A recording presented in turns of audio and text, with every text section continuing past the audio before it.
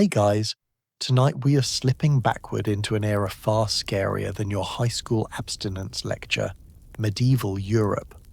A world of cathedrals, questionable soup, and social expectations so stressful they make modern dating apps look like a spa day. Before you get too cozy, pause for a second to like the video and subscribe, but only if you actually enjoy what's happening here. No pressure. You can also comment where you're watching from and whether you too are lying awake contemplating why socks disappear in the dryer. Now dim those lights. Turn on your favourite fan to simulate medieval drafty castle ambience, and tuck your feet under the blankets so imaginary chamber mice don't run across your toes. But first, have you ever wondered what it was like to come of age as a medieval girl, when society expected you to be both pure and ready for marriage before you finished being a child? Why was everyone obsessed with proving virginity something you cannot exactly show like a receipt at Costco? How did families, priests, and nosy neighbours all get involved in your personal business unpaid, aggressively judgmental wedding planners? Was bridal bedding really a spectator sport? Did people genuinely check the sheets afterward, and did they seriously keep them like weird scrapbook pages? Did girls ever get out of these tests? Or was it like medieval jury duty mandatory, inconvenient, and deeply confusing? Anyway, congratulations. You've just woken up in medieval Europe around the 13th century where soap is optional, privacy is imaginary, and your romantic future depends on patriarchal paperwork and bed sheets. Good luck. You wake up on a straw mattress, stare at your rough wool blanket, and realize everyone from the village priest to your Aunt Mildred with the facial hair of a mid-level knight has an opinion about your personal life. Privacy? Never heard of her. Your eyes open to the comforting sound of chickens screaming outside, as though they were personally offended by your existence. A sliver of light pushes through the wooden shutters. Dust sparkles in the air like glitter, except it's probably powdered hay and someone has shed skin cells. Still magical though, sort of. You stretch, but not too dramatically. The walls have ears, and also cracks so wide your neighbour Gertrude could probably look through and give you unsolicited commentary on how a modest stretch is done. You are a medieval girl, which means your body is technically yours, in the same way a rental car is yours. Officially, yes. Practically everyone else has the keys and insurance information. As you pull yourself from your straw mattress, praying the straw hasn't acquired new ticks overnight, you become aware that today, like every day, your value is quietly being assessed. Not by your willingness to learn embroidery or your skill with cows, but by whether you look sufficiently untouched. You could probably cure a plague using just kindness and a wooden spoon, and the church ladies would still whisper that you lingered too long near the bakeress' son. Let's talk morning routine. First, you braid your hair, because if a single strand escapes, someone will assume it is a cry for romantic attention. The medieval logic follows: messy hair passion, passion sin. Therefore tidy up or risk eternal damnation. There's no dry shampoo here, just hope and occasional rosemary if you're feeling fancy. Now you head outside to fetch water. Naturally you're escorted by your younger cousin, who's been personally assigned to watch you like a mall cop in a suspiciously empty Sephora. You can just hydrate in peace. You must perform hydration under supervision. The well where you draw water is also the town's information hub. While the water's technically clean well, clean adjacent the gossip is absolutely filthy. Old Agnes side-eyes you so hard you worry her gaze will turn your bones to dust. Someone asks if you've started noticing boys, the way you ask a modern tween whether they've tried Minecraft. You respond politely, because to shrug or laugh would be interpreted as scandal. You can practically hear your father back home, repairing boots and praying no one has accused you of smiling too widely. This is when you remember. Your body is not a simple arrangement of bones, muscles, and vague teenage awkwardness. Oh no, it's a public spreadsheet everyone feels entitled to update. The priest worries that if you giggle too much, crops will fail. Your mother worries that if you don't giggle enough, you'll never marry. Your grandmother just keeps handing you random herbs, mumbling that the womb must stay cold, which is both concerning and confusing. No one explains what that means. You suspect no one knows. You return home carrying a bucket that leaks slightly, just like your faith in humanity. Inside, Aunt Mildred waits, ready to inspect you like she's TSA and you're a suspicious suitcase. She asks intimate questions with all the gentleness of a tax audit. You pretend to care about pickling cabbage just to change the subject because talking about fermented vegetables is somehow more comfortable than explaining why you spoke to the stable boy yesterday. Your body isn't just a body, it's a medieval billboard, property of your family, monitored by the church and somehow emotionally owned by 3 different neighbours, and that's before you even have breakfast. Speaking of breakfast, it's time for yesterday's bread. Hard enough to chip a tooth. Still, you chew. As you eat, your mother reminds you again not to be tempting. You glance down at your oatmeal-coloured tunic. You look like a sack of grain with anxiety. If someone finds this seductive, that S on them. Even breathing feels performative. Too deep? You must be longing for romance. Too shallow? You are hiding something. You try to inhale at a universally acceptable intensity. Good luck. Yet, through it all, through the scrutiny, the superstition, the constant, unsolicited advice, you keep going. Because beneath the gossip and wool and dusty sunlight, you're still just trying to survive one awkward breakfast at a time. And now that you're properly awake, it's time to talk about girlhood, the medieval variety, where innocence is short and expectations are massive. Before you finish learning how to churn butter without crying, people are already whispering about your future husband and whether you'll pass the mysterious virginity standards known only to grandmothers and gossip. You, meanwhile, would simply like to play with a stick, stare at clouds, and maybe not have your entire existence treated like a business transaction over a guy you haven't met yet who is probably allergic to bathing and emotionally attached to his sheep. But in medieval Europe, girlhood is shorter than your patience. Childhood ends not when you graduate a level of maturity, but the moment some adult notices you look vaguely tall enough to carry a gallon of water without fainting. One day you're just a kid stomping in mud. The next, your mother is eyeing your hips like she's trying to guess how many future children could hypothetically fit inside you. The math is never comforting. Let us talk daily routine. You're churning butter while your arms feel like cooked noodles. Every splash of milk is a reminder that somewhere, someone is evaluating your potential as a wife based on whether your elbows look functional. Meanwhile, your brother is outside throwing rocks at other rocks. His only expectation is dawn to die before dinner. You, however, must learn embroidery, household management, basic herbal knowledge, and how to fold a bedsheet so neatly it could signal unspoken but clearly that you are suitable for marriage. Those same bedsheets later on will serve a much more awkward public function, which we'll get to unfortunately.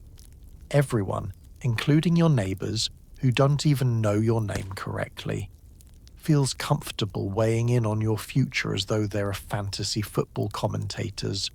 Who will she marry? When will it happen? Has she noticed boys? Does she have sufficient dowry potential? Has she learned how to look mysterious yet modest? You haven't learned anything except that everyone is obsessed with your hypothetical husband, not you. You are the limited edition collectible. He is the lucky winner. Somehow. Let's take a short walk, shall we?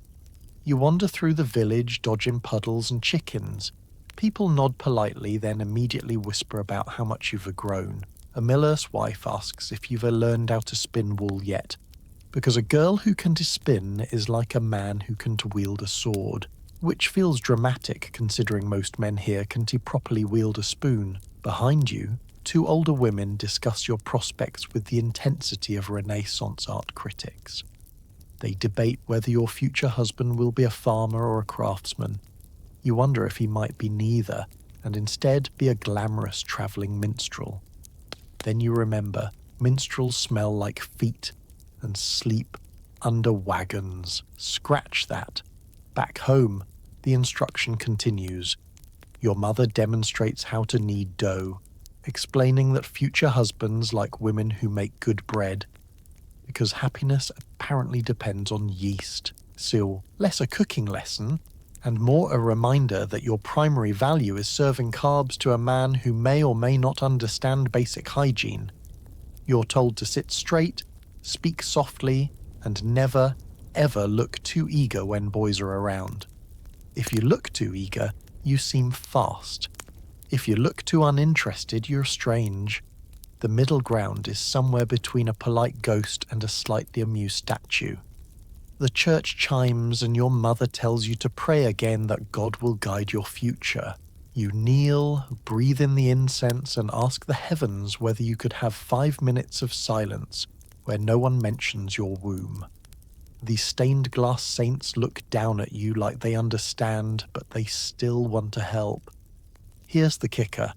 No matter how young you are, people assume you're mentally preparing for your wedding. They say things like, when you have your own household, or when you are a wife, as if that's the only chapter your life will ever hold. Your dreams may be learning to read, maybe wanting to travel, maybe wanting to become a terrifyingly powerful herb witch, are treated like charming hobbies, but ultimately irrelevant. And through it all, expectations loom like a medieval tax collector, quiet, persistent, and impossible to ignore. You're not even halfway through childhood, and you're already auditioning for a role you never asked to play. Eventually, you learn to smile politely, while your brain floats away to happier places like imagining a world where your biggest responsibility is choosing between cold brew and hot coffee. But right now, you're here, caught between girlhood and the full-time career of potential bride, where your innocence is monitored like royal treasure. And speaking of treasure, it is time to talk about the family's most prized investment, your virginity, and how it becomes a financial, social, and deeply awkward portfolio that your parents are terrified will lose value overnight. Shall we continue? Your father sees you less as a child and more as a family asset with a Dow Jones value tied directly to your purity. Every time you walk near a boy, you can practically hear him clutching coins. You never asked to be a walking financial instrument, yet here you are somewhere between a noble dowry bond and fragile pottery your dad hopes will survive the car ride home. Dad isn't thinking about your happiness, your passions, or the fact that maybe you'd like to see the ocean someday. No. He's thinking, will her future husband pay full price, or will there be discounts? In medieval Europe, the family's wealth is not measured merely in acres, livestock, or how many jars of pickled cabbage you can stack in the cellar. No, that is rookie stuff. Real wealth is measured in how pure the daughters are. The more untouched you are, the better the marriage deal. It is like fantasy football, except instead of touchdowns, you're being evaluated based on whether you have ever spoken to a teenage boy unsupervised. Your mother, meanwhile, tries to coach you through the day with advice whispered in tones usually reserved for espionage. Keep your eyes down. Don't smile too much. Don't smile too little. Don't talk to boys. Actually, don't talk at all. You do your best, but every action feels loaded. Someone is always watching. Like a medieval paparazzi squad lurking behind barrels. The paranoia is especially strong in your father, who monitors you like a hawk with trust issues. You walk past the smithy because you need to buy nails for household repairs. Dad practically sprints after you like you're about to elope with the anvil. The blacksmith's apprentice merely nods hello. Dad interprets this as a full-blown romantic proposal and tells you to walk faster. But let us zoom out for a moment. In a society where marriage is effectively a business merger with bread and babies, the daughter's virginity is a key negotiation point. If you're considered pure, your father can negotiate a better dowry arrangement, maybe an extra cow, maybe an acre of scraggly farmland, maybe even a small goat with a good personality. But if rumors circulate that you've been out flirting, or even if you were just seen standing near the river alone, your dowry value plummets faster than crypto in a scandal. It's no wonder your father anxiously guards you like a dragon's hoard, except instead of gold, it is a teenager who really just wants to nap and eat questionable pastries. To make matters worse, your family's reputation is on the line. If you so much as look at a boy with more than 3 seconds of expression, it becomes a household crisis. The next morning, your dad sits at breakfast with the expression of a man who's watching his stock portfolio crash. He says little, but the sighing is powerful. You chew stale bread, wishing you could hide inside the oven. Sometimes, Dad will take you to church, not because he is deeply religious, but because the priest can be trusted to encourage chastity with the kind of fear-mongering usually reserved for plague outbreaks. The priest gives sermons implying that any stray thought could condemn you for eternity. You sit still, wondering whether liking the village lute player's music counts as a sin. Probably. Everything does. When you return home, Dad does daily audits. Did you talk to anyone? Did anyone talk to you? Did a man look in your direction? It's like answering security questions while trying to remember if you liked a picture on Instagram 3 years ago. The anxiety stretches beyond Dad's words. He becomes physically restless. Anytime a young man passes near the house, Dad suddenly appears, hovering protectively, like he's auditioning to be your bouncer. The boy might just be delivering bread, but Dad is ready to duel. And of course, there are the conversations. He tries to make them serious, but they sound like someone explaining tax law while holding back tears. You must protect your virtue, he says, voice trembling. It is valuable. You nod, unsure how to explain that you are just trying to pet a cat. Even siblings get involved. Your brother tattles on you for talking to a shepherd about brace yourself weather. Dad acts like you've confessed to international treason. Meanwhile, your brother is free to run around barefoot, poke wild animals, and eat dirt, and no one cares. Through it all, you try to remember it's not personal, it's economics. You are a portfolio, a dowry plan, a future merger waiting to happen. And your father is simply doing what medieval fathers do, panicking. Parental love here is less warm hugs and more aggressive supervision. Still, beneath the stress and financial metaphors, Dad does care. He just shows love by treating you like a priceless vase balanced on a unicycle. And speaking of delicate balancing acts, let us move on to the next uncomfortable force in your life. Chaperones, the original pop-up ads that appear exactly when you don't want them. You can go anywhere alone.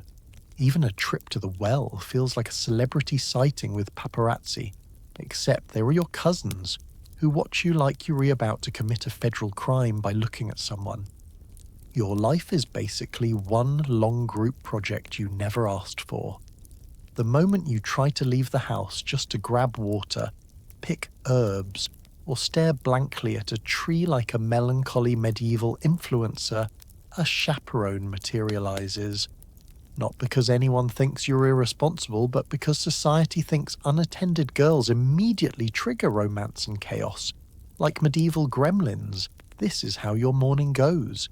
You quietly announce you're going to the well. Before you finish the sentence, your mother responds with, "Take Cousin Joan." Cousin Joan is 12, sticky, and has the observational subtlety of a foghorn. She follows behind you, loudly narrating your every step like she is auditioning for a town crier position. You can sigh without her reporting it to the village. Walking to the well becomes a parade.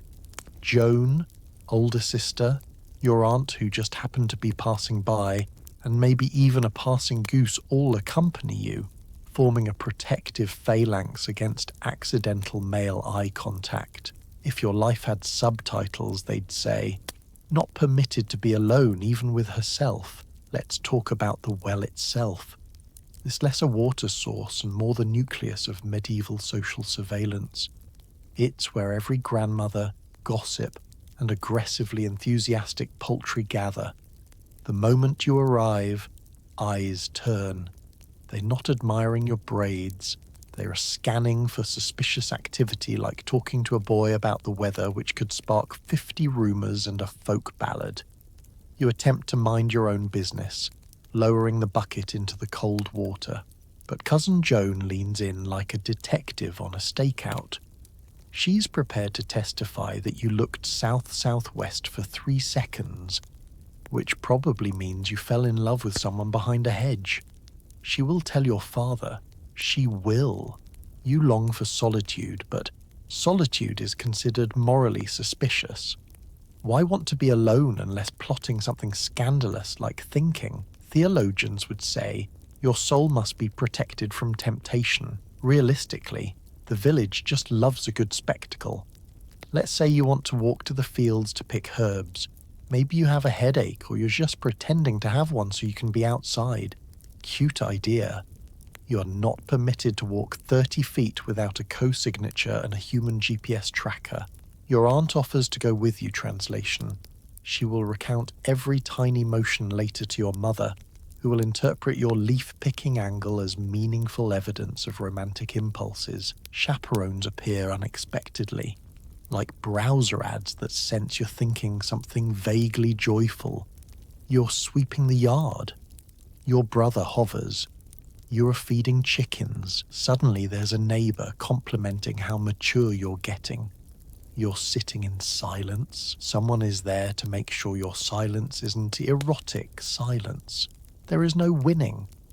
And chaperones are not neutral. They gossip. They editorialize. They rehearse.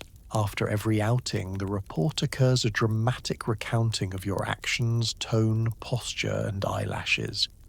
Did you blink twice while passing the mill? Very suspicious. Most chaperones are related to you. They claim it as about safety, but these are the same people who let you climb unstable ladders and stir boiling soup at age 6. No, this is about monitoring, ensuring you don't accidentally smile near a man and invalidate a livestock negotiation. Some places take this very seriously. In wealthier households, noble girls were practically never alone. Even sleeping was to guaranteed privacy. Attendants slept nearby just in case. In lower-class families, things were less formal, but not less intrusive. A neighbour might tag along if someone important was nearby, because nobody wants to risk the gossip tax. You try to imagine life in the future, a place where you can walk to a coffee shop at dawn, and no one questions whether looking at the barista means you're pre-engaged. But here, simply breathing near a boy could result in 3 aunts fainting and a discussion about emergency betrothal. The irony? Chaperones don't prevent romance. They simply make it awkward.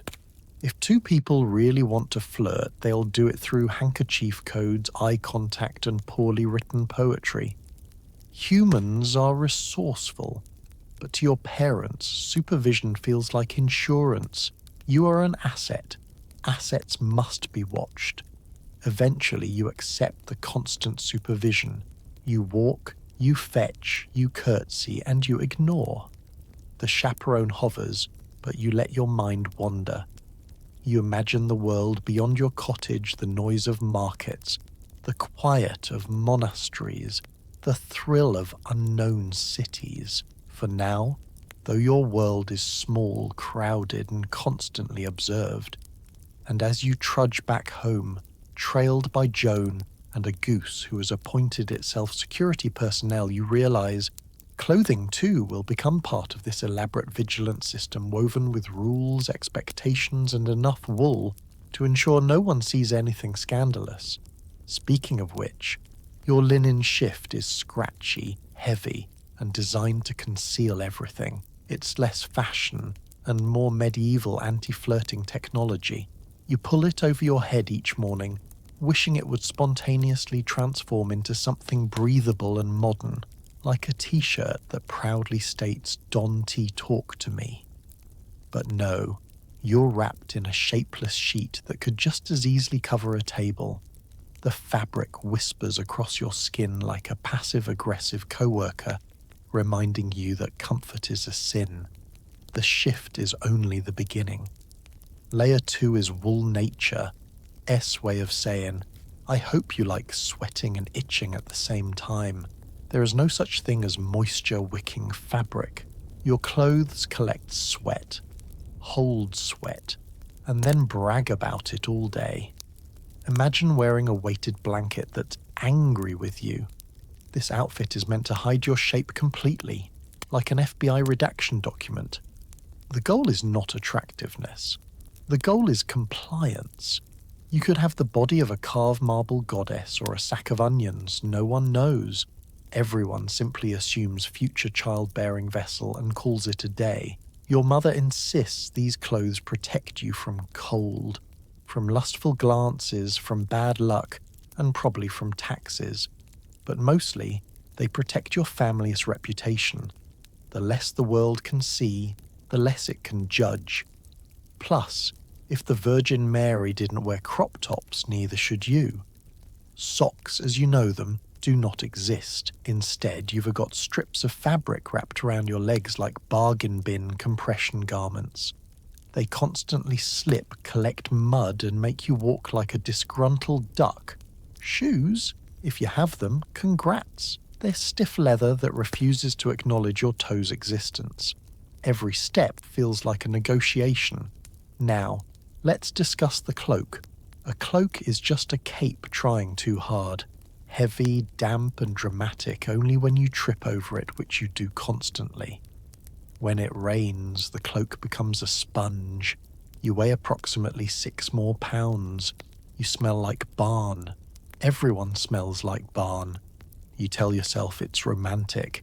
Colours are a personality indicator. You don't choose them. They announce your social tier. Earth tones peasant, rich jewel tones nobility. You, mud with hints of hay. Even your clothes are labelled too young to have fun. Under all this is the secret weapon of discomfort, the belt. It's not a fashionable belted waist, more of a rope that holds your outfit together and reminds you you're not in charge. You tie it, you tighten it, and you pray it doesn't unravel at church. If it does, every grandmother within 50 yards will gasp like they've witnessed a crime. Washing clothes? Cute idea. Most garments are washed occasionally, meaning never. Soap is made from animal fat. Water is cold enough to make penguins shiver. The result? Your clothes permanently smell like wood smoke, sheep, and emotional resignation. Laundry day is a community event where everyone pretends their clothes are clean enough. You put on a head covering daily because hair is apparently dangerous. Loose hair says flirtation. Covered hair says please marry me responsibly. Head coverings are also a convenient way to hide the fact that you haven't brushed your hair since last harvest, and brushing your hair is an event. The brush is a wooden comb that pulls hair out like it's trying to collect secrets. Lice are a constant threat. Everyone acts shocked when someone finds lice, but literally everyone has lice. They whisper like it's a scandal, even though they were scratching their own scalps 5 minutes ago. Men dress simply. Shirt, breeches, boots.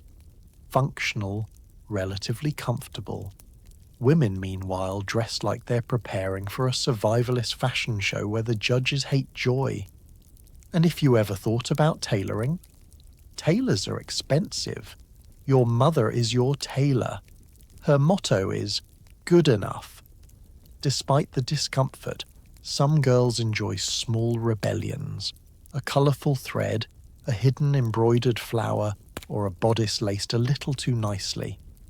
Nothing scandalous, just enough detail to remind themselves they are human and not just walking cloth mannequins. So, you endure the layers, wool rubbing your neck, linen itching your skin, belt cinching your ribs, and pretend to enjoy the breeze.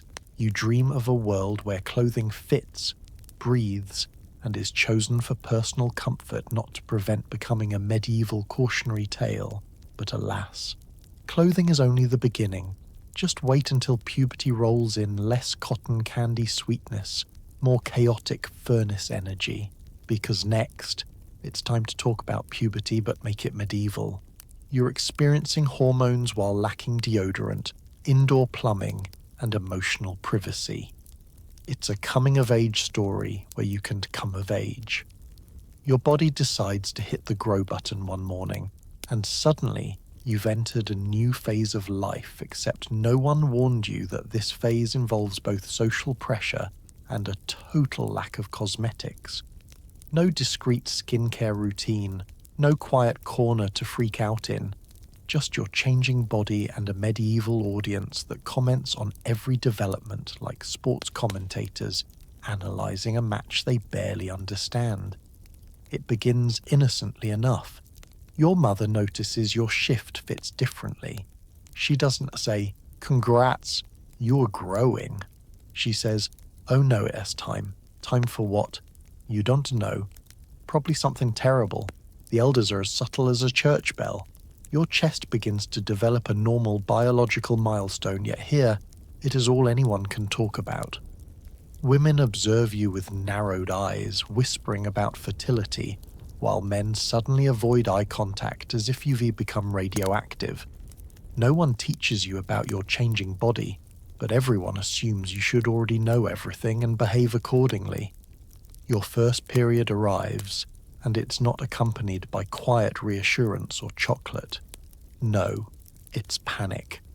Your mother mutters prayers. Your grandmother hands you herbs that smell like fear. Someone hushes you like you are harboring a secret crime. The biological event happening inside your body is treated like a supernatural guest who must be appeased with linen rags and crossed fingers, sanitary pads. Try wadded scraps of fabric that you must wash quietly, hoping no one sees them. Forget secrecy. The house is full of people. Everyone knows everything. Privacy is so rare it might as well be invented centuries later, like espresso machines and emotional boundaries. You're told to avoid certain foods. You're told not to bathe during your cycle because cold water might shock your blood. You're told not to sit near the hearth because you'll overheat your womb. The womb is considered the emotional center of the body, your personal furnace of chaos. You suspect nobody actually understands it. They just blame it for everything. With puberty comes new rules. More chaperones, more monitoring, more restrictions. You can run too fast, laugh too loudly, or climb trees because someone is always watching. You're now considered a semi-precious resource with legs. Your father develops new forehead wrinkles. Bathing still happens, just not often, and never when it's convenient. You start to genuinely wonder whether you can smell yourself. This is because you can smell yourself, and so can everyone else. But nobody blames you. They blame demons, or the weather, or that one neighbor who always looks suspicious, and deodorant.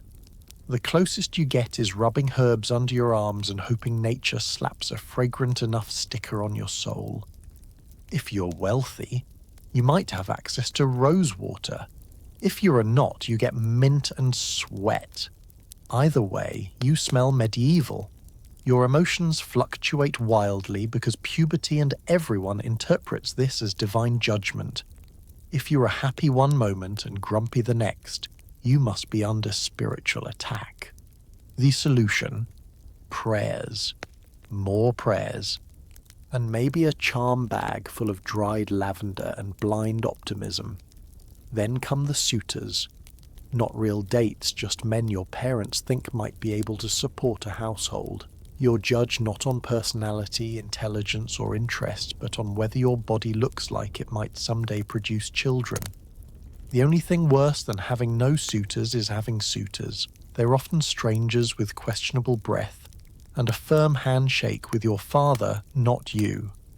You daydream about a world where people celebrate puberty with cupcakes instead of warnings, where your changing body is a personal milestone rather than a family stock evaluation, where you can journal your feelings without risking someone reading it aloud to the entire household like it is Sunday entertainment. Every once in a while you escape into the fields, enjoying a moment of nature's quiet. But then, a chaperone materializes from the grass like a Jedi. You sigh, they sigh, everyone goes home, the hens cluck judgment. Still you survive, because medieval girls always do. You learn to laugh quietly, to hide a secret self beneath linen, to cling to small joys, a flower, a song, a warm loaf of bread. Puberty is messy and uncomfortable, but it's also yours, which brings us to your next challenge. If you thought puberty was intense, wait until you hear how rumors spread. Faster than illness, faster than wildfire, faster than your cousin when someone says wedding cake. Let's talk about that next. One suspicious glance at the blacksmith's apprentice, and suddenly the village rooster and your grandmother both know about it. No event in medieval life disperses information faster than the rumor mill. Not carrier pigeons, not official messengers, just good old-fashioned gossip. It's the original high-speed internet, powered by women at the well and men in taverns who have no official job title except local microphone. Rumors travel so quickly that even if you weren't actually at the blacksmith's forge, someone will claim they saw you there. You simply passed by yesterday on your way to get firewood, but by the next morning the town has constructed a full 3-act narrative starring you, the apprentice, and questionable morals. Act 1. Longing glances. Act 2. Scandal. Act 3. Marriage negotiations before someone faints. You learn an important lesson. Eye contact is dangerous. Smile at someone and you've practically written wedding vows.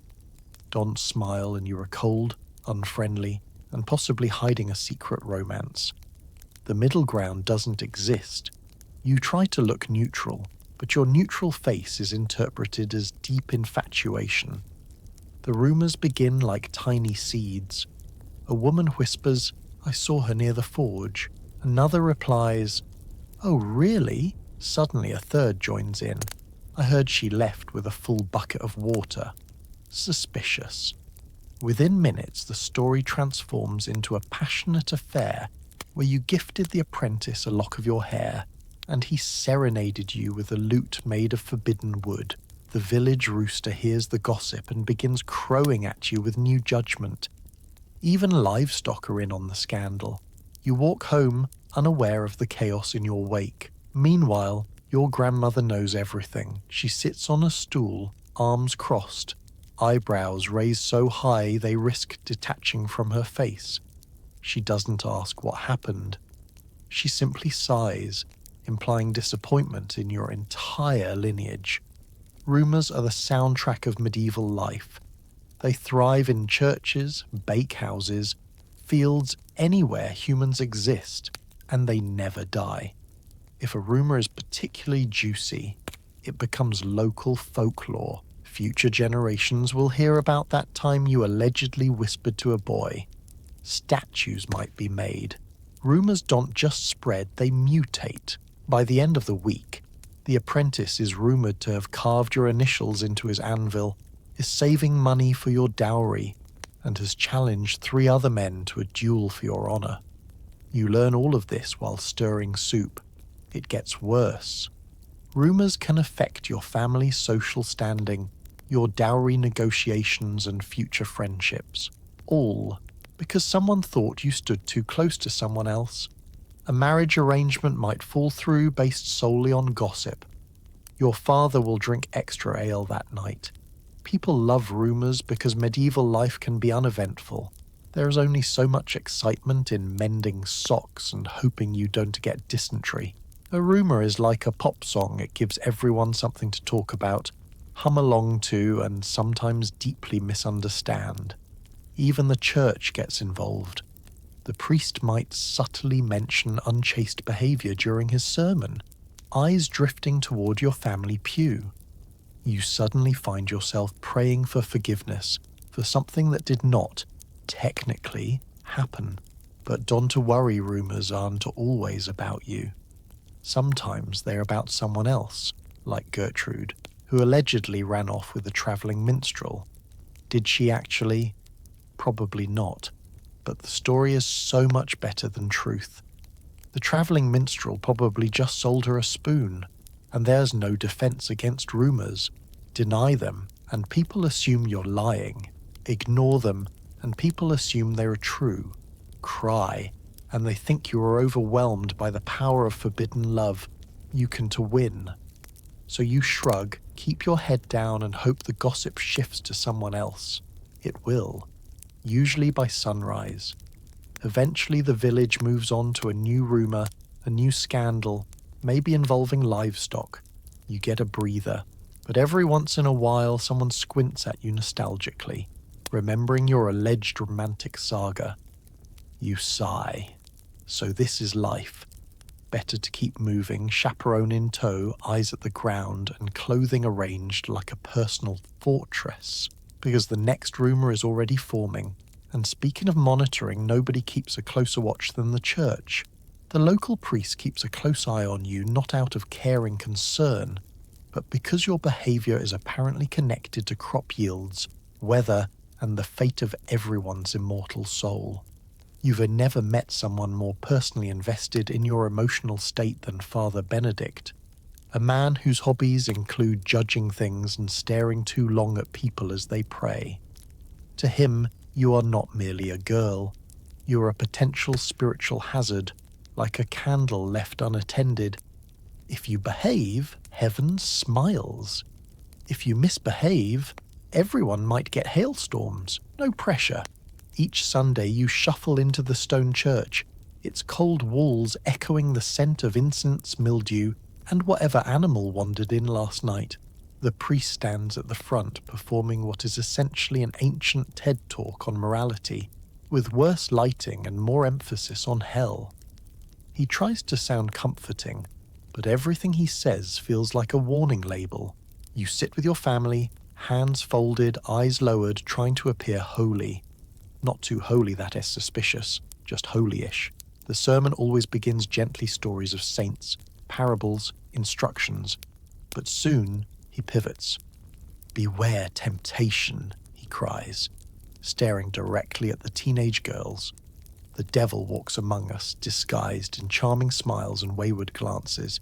You resist the urge to check whether he's talking about the blacksmith's apprentice again. Probably. Unlike your father, who panics for financial reasons, the priest panics for cosmic ones. Your virtue is a weather system.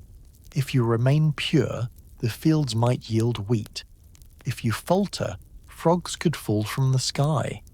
It is like being blamed for climate change, but 800 years earlier. You might think this is an exaggeration, but medieval Europe genuinely believed a community's moral state affected prosperity. Bad behavior could cause illness, famine, or war. So if your behavior seems suspicious, the whole community worries. Did she smile at someone? Maybe that's why we were low on barley. The church controls enormous portions of daily life, including what you wear, how you speak, who you see, and what you read. Spoiler, probably nothing. You're taught that curiosity is sinful unless properly supervised. Want to learn to read scripture? Maybe. Want to learn anything else? Suspicious. Knowledge is like honey. Delicious but dangerous if eaten without guidance. Confession is another adventure. You kneel in front of the priest, confessing sins that barely qualify as sins. Did you think about having your own opinions? Did you daydream about dancing somewhere other than inside your house? Did you mentally curse at that goose that bit you again? Shame. Father Benedict nods gravely, telling you to pray 12 Hail Marys and think less. You leave feeling spiritually cleansed and socially exhausted. The church also organizes feast days and holidays, meant to keep the community spiritually aligned and vaguely entertained. You enjoy these events, processions, music, communal meals, but there is always an undercurrent of anxiety. If you laugh too loudly, someone assumes you're courting sin. If you don't laugh at all, maybe you're harboring pride. You try to adopt a socially acceptable giggle, gentle, brief, but not flirtatious. A spiritual neutral. When you hit puberty, the priestess interest spikes. He begins offering unsolicited lectures about purity, sometimes stopping you in the street to remind you that God watches everything. You nod politely while your inner monologue wonders whether God also sees when you accidentally kick a chicken. The priest occasionally visits homes bringing holy water and opinions. He blesses the hearth, warns against idle chatter, and glances at you to make sure you didn't wink at the neighbor during his last sermon. He asks your mother about your daily routine not because he cares about your embroidery progress, but because idle hands lead to sin, and apparently sin begins at the loom. Then there are the saints. Medieval life is full of them, patrons of lost items, lovers, livestock, sore throats. Every problem has a spiritual solution. If you can sleep, someone recommends prayer. If your cow wants to give milk, more prayer. If your own thoughts worry you, prayer plus a charm bag. You're basically living in a fantasy RPG where religion is your only available spell. The irony is that while the church urges humility and self-denial, it is also one of the wealthiest institutions around. The priest's garments are nicer than anything you've ever worn. His shoes actually fit. His roof doesn't leak. Meanwhile, you're here wearing wool that feels like punishment. Still, the church offers structure. It provides community, shared purpose, and moments of beauty, soaring hymns, candlelit nights, stories of saints who faced worse than you. You cling to these glowing threads because life is too hard to handle without a little wonder. One day, after another intense sermon about avoiding temptation, you leave the church and realize life isn't slowing down. In fact, everything is accelerating toward one massive milestone: marriage. Welcome to the marriage market, where you're evaluated like fine livestock, except livestock probably get better hay. You're evaluated like a horse at auction, except horses probably got better dental checks and fewer unwanted opinions. In the medieval marriage market, you are both the product and the packaging. Your value isn't determined by your hobbies, your favorite color, or the fact that you're great at making stew that doesn't accidentally poison people. No, you are prized for your virginity, your family's reputation, your hypothetical ability to birth healthy heirs, and whether you look like you'd complain a lot. Romantic, right? One morning your mother wakes you, not with gentle affection, but with a list. Hair, braided. Face, washed-ish. Clothes, not stained. You're being presented today. Presented. Like a loaf of bread they were hoping to sell before it molds. Your father is polishing his one and only nice belt, signaling that everything happening today is extremely serious. You're escorted into the village square, chaperone in position. The square is lively. Merchants hawking bread, children throwing sticks, pigs screaming. Over the chaos, parents assess potential spouses for their children, quietly judging everyone like medieval matchmakers with strong personal biases. A man with a medium-sized beard and small-sized hygiene approaches your father. His son is standing behind him, looking moderately conscious and mildly confused. This might be your future husband. You smile the required polite smile, just enough to show interest, but not enough to be mistaken for enthusiasm. The fathers exchange pleasantries the way merchants test price each other as goods. They discuss weather, harvests, land, cows then, without transition, your worth. The negotiation is subtle, but unmistakably transactional. You are essentially a fancy goat. Your father lists your skills. She can sew well, cook all right, and has excellent manners.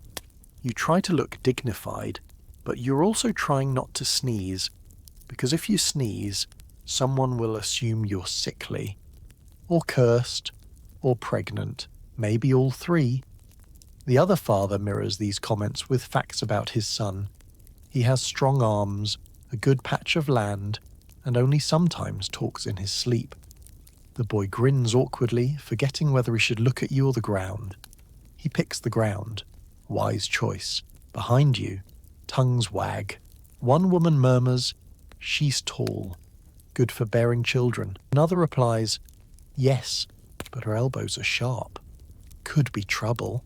Meanwhile, you're just trying to remember whether you left bread in the oven. Physical appearance matters, just not the way it does in modern dating. No one cares if you're pretty. They care if you look sturdy. Sturdy means healthy. Healthy means future babies. Babies mean workforce. Workforce means profit. This isn't swipe right. This is invest wisely. And don't forget the dowry. Your parents come preloaded with negotiating points. We can offer a small chest of coins and a goat. The other father strokes his chin as though deeply pondering goat value. Goat value is always high. You don't get a say. If you do, it is only symbolic, like voting in a meeting after the decision has already been made during lunch without you. Your opinion is considered the garnish to the main dish of patriarchal business dealings. Sometimes, you'll be shown potential husbands by your elders days before your official presentation, granted 5 seconds to look at him and decide whether you can tolerate his face for the rest of your life. Don't he like him? Too bad. Don't he dislike him? Also too bad. Neutrality is your best expression. If your family is wealthy, negotiations are formal contracts, witnesses, sometimes even priests. If you're not wealthy, it is more casual handshakes, verbal promises, and occasionally payment in livestock. Either way, your future hangs in the balance. Marriage is less, who do I love, and more, who is statistically least likely to starve me and our future children. A beautiful standard. More complicated still, alliances matter. Families use marriage to solidify bonds, merge land, create peace, or hold grudges. You could be married off to prevent war, or start war. Star-crossed lovers, try land-crossed tax bills. If you seem particularly appealing, say, your mother's brother is a merchant with connections, multiple suitors might appear. Then things become competitive. Fathers elbow each other, boasting about how stable their grain storage is. Mothers whisper about a suitorous rumoured foot fungus. Meanwhile, you stand there, performing soft femininity like you're auditioning for a role you never wanted. Smile. Don't smile too much. Speak, not too much. Oh, you breathed? Bold. When it's all done, you return home. You have been weighed, measured, and casually auctioned. Your parents discuss prospective matches over dinner if they are planning a grocery list. You listen, quietly biting into stale bread, mentally preparing for whichever random man might soon become your husband. It is absurd, overwhelming, and deeply normal. Because in this time, girls aren't raised for self-expression, they are raised for marriage.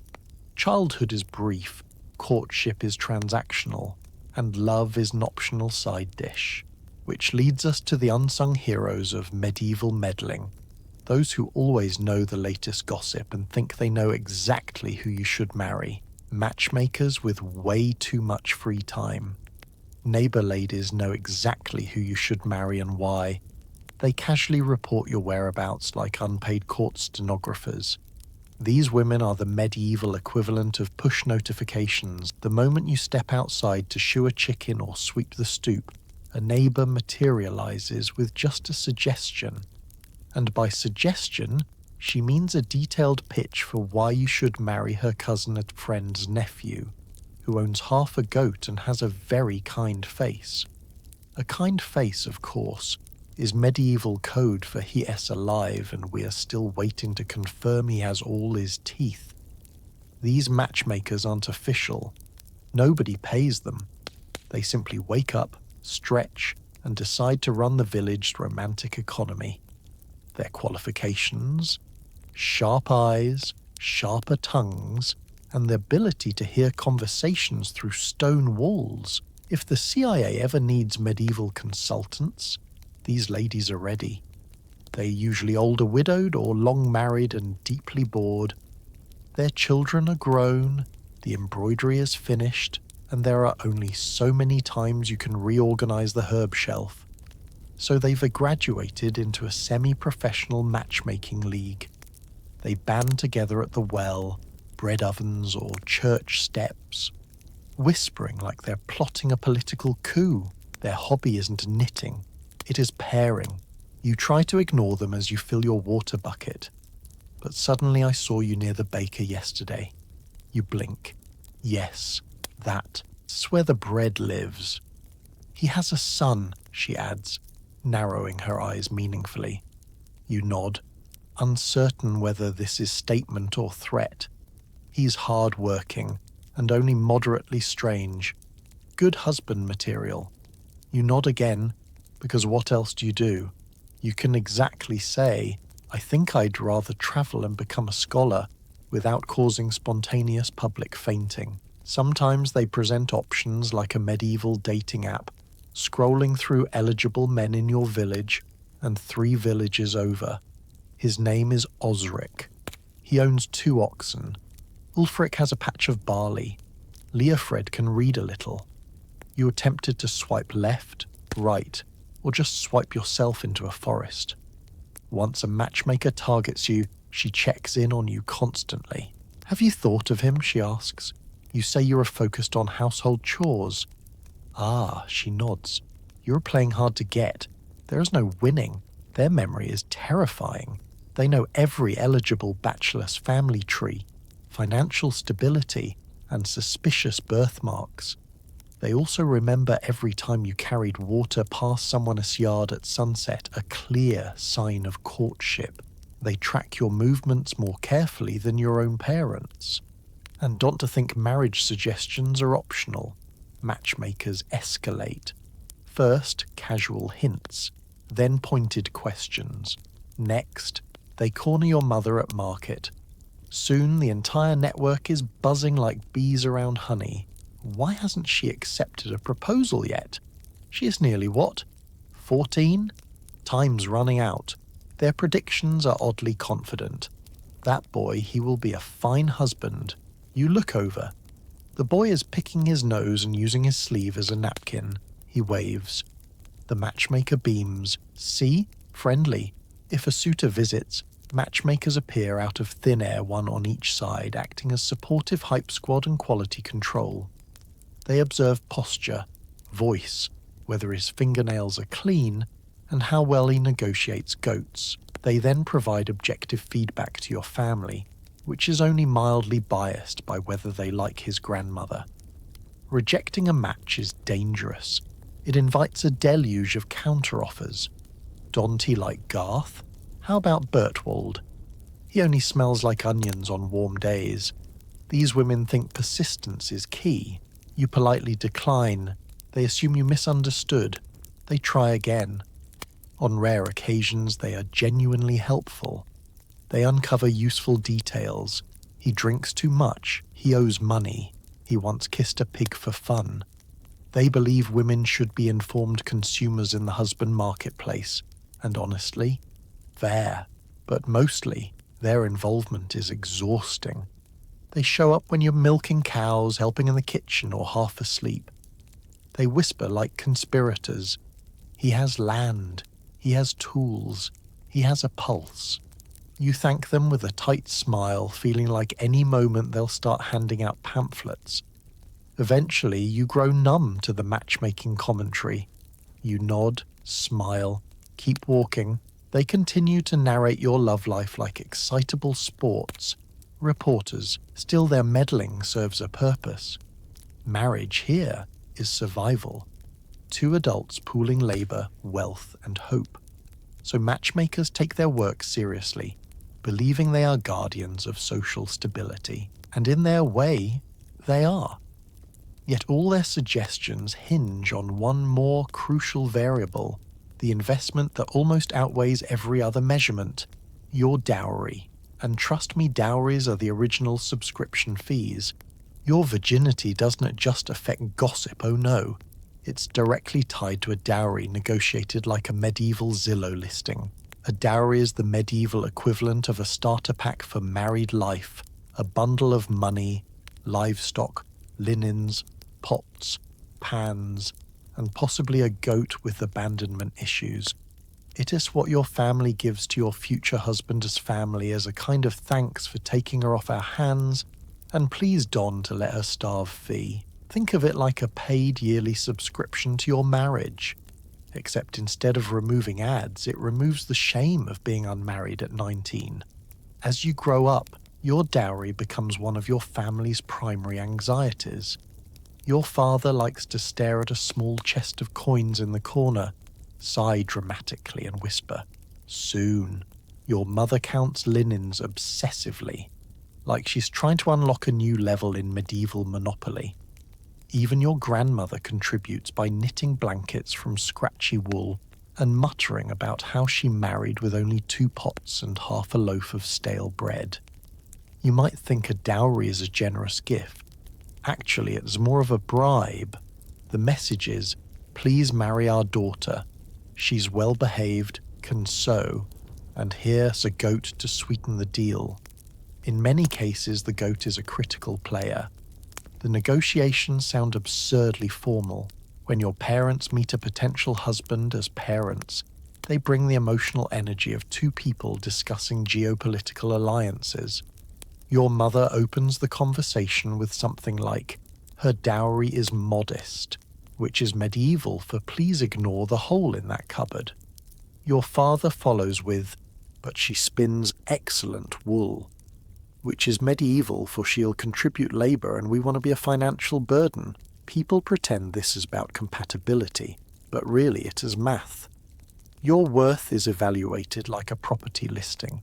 Acreage of land, she'll bring number of sheets she can make, whether there are bonus livestock, condition of family reputation, future baby producing potential.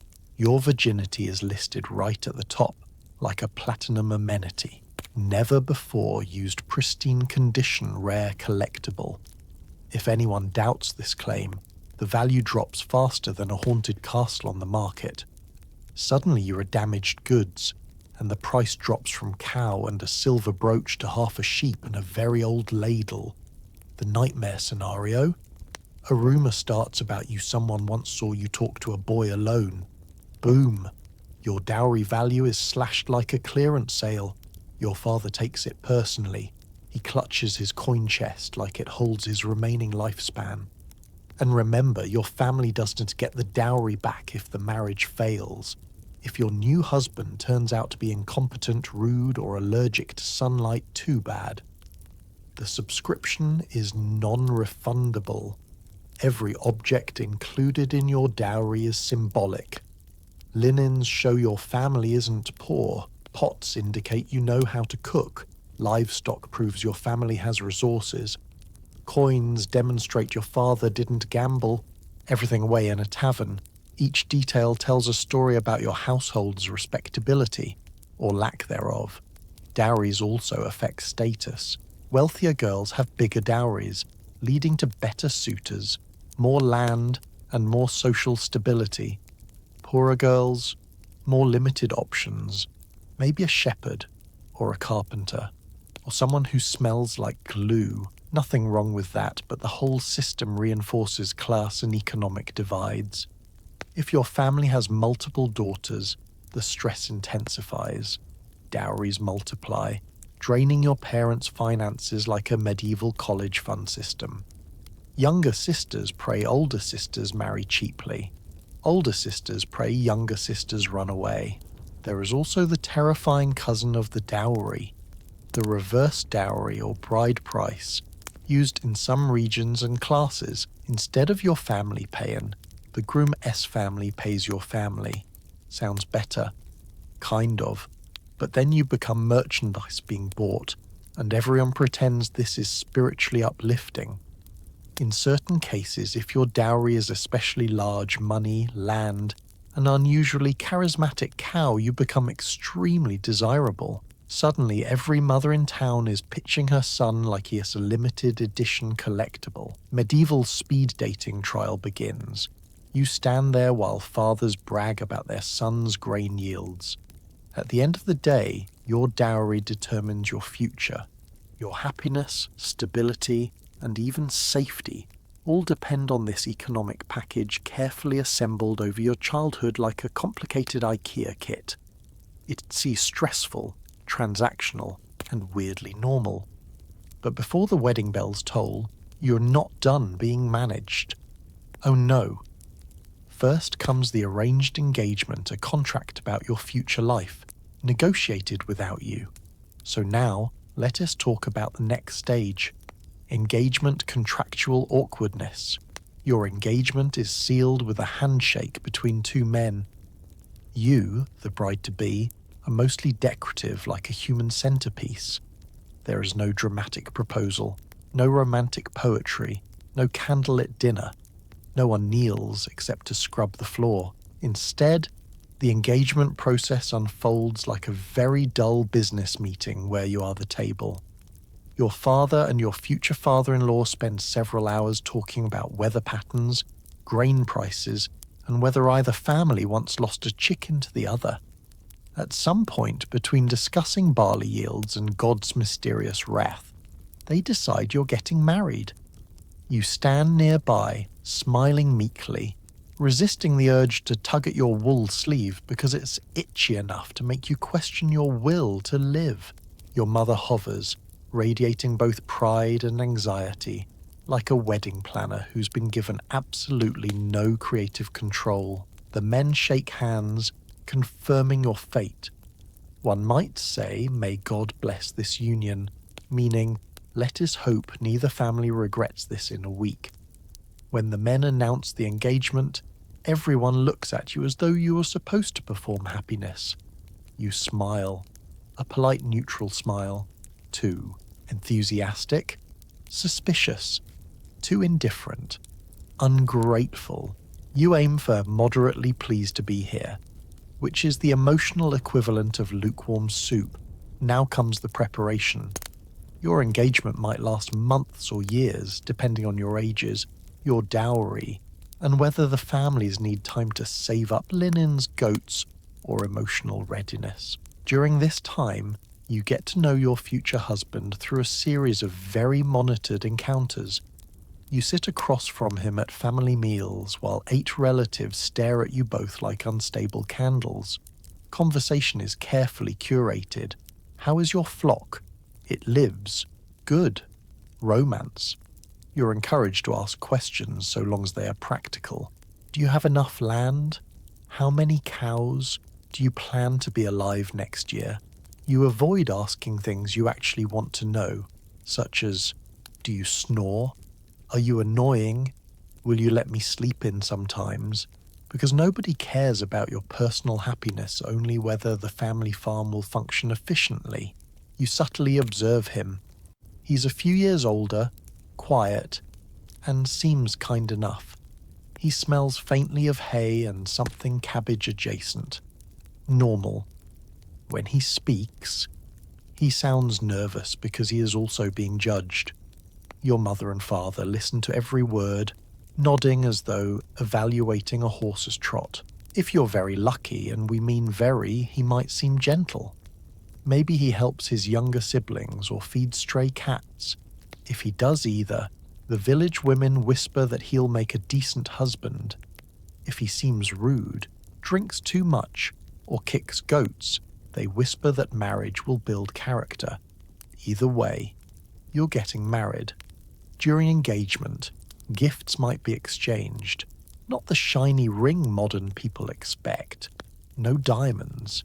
Instead, he might give you a belt, a brooch, or a wooden spoon hand-carved, splinter optional. You treasure it, not because it's so beautiful, but because it's the only object acknowledging you exist in this arrangement. You, in turn, might give him embroidered cloth, a square of linen with your best stitching.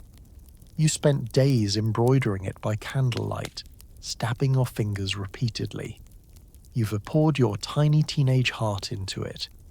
He receives it, nods politely, and puts it in a chest next to his other spoon. The engagement is witnessed by the community, which means everyone has opinions. A neighbour approaches you at the well and says, "He looks sturdy." Another, "His mother is sensible." A third, "He has a cousin who once rode a horse into the river." You nod politely. You don't know what any of this means, but apparently it is all relevant. As wedding prep unfolds, the priest gets involved to ensure everything is spiritually acceptable, and by that, he means making sure no one is secretly betrothed to someone else or harbouring scandal. Once word spreads, people start testing out how your new life will look. Your future in-laws might invite you to their home, introducing you to the family cow and the room where you'll someday sleep. You try not to panic. The cow judges you. With every visit, you slowly realize what engagement really means, the beginning of your adult life, your new responsibilities, and a future bound to someone you barely know. It's terrifying and oddly calm at the same time. You inhale, exhale. Try not to faint, because soon the wedding day will arrive, and with it comes chaos, pressure, and older women whispering intense advice at you like you're a contestant in a very strange beauty pageant. But we'll get there. First, it is time to face the rising dread. Pre-wedding panic. The week before your wedding is a tornado of prayers, herbs, linen, and older women whispering advice that makes zero sense but sounds very threatening. You wake up on day one of wedding week with a pounding heart and the sense that you've been cast in a play you never auditioned for. The household is buzzing before dawn, your mother is boiling something, your grandmother is praying loudly, and neighbours have begun casually arriving with baskets and unsolicited opinions. You lie there, knowing this is the last week you're technically a girl. After this, you become a wife, a title that comes with more expectations than a royal banquet. Your mother hands you a cup of bitter tea. She says it will calm your nerves, but based on the smell, it is probably a laxative. You drink it because refusing would cause a second crisis. She then instructs you to sit by the window to absorb good light. You don't question it. This week, all logic is suspended. Around midday, the older women in your family descend upon you like a flock of very intense pigeons. They bring herbs, linens, and stories about their own wedding, stories that are supposed to be sentimental, but end up sounding like cautionary tales. Aunt Mildred talks about how she fainted during her wedding feast and woke up in a chicken coop. No follow-up explanation is given. Their advice is vague yet threatening. Be patient. Don't let him see your fears. Always stir stew clockwise. You nod, unsure which advice applies to marriage and which applies to cooking. Some women stress the importance of being agreeable. Others tell you to speak your mind quietly. One insists you must sleep with rosemary under your pillow to encourage fertility. Another swears you must not sleep with rosemary because it attracts spirits. You consider screaming. Then there are preparations, the practical ones. The family house suddenly becomes a linen processing plant. Sheets are washed, dried, folded, refolded, and ironed by hand. Linen is more sacred than relics this week. Fresh sheets signal respectability. And unfortunately, they will soon be used as evidence of the wedding night, which is deeply unpleasant to think about at breakfast. Underwear isn't a part of this era's wardrobe, but if you have an expensive shift, your mother might tell you to wear that. It is symbolic. Of what?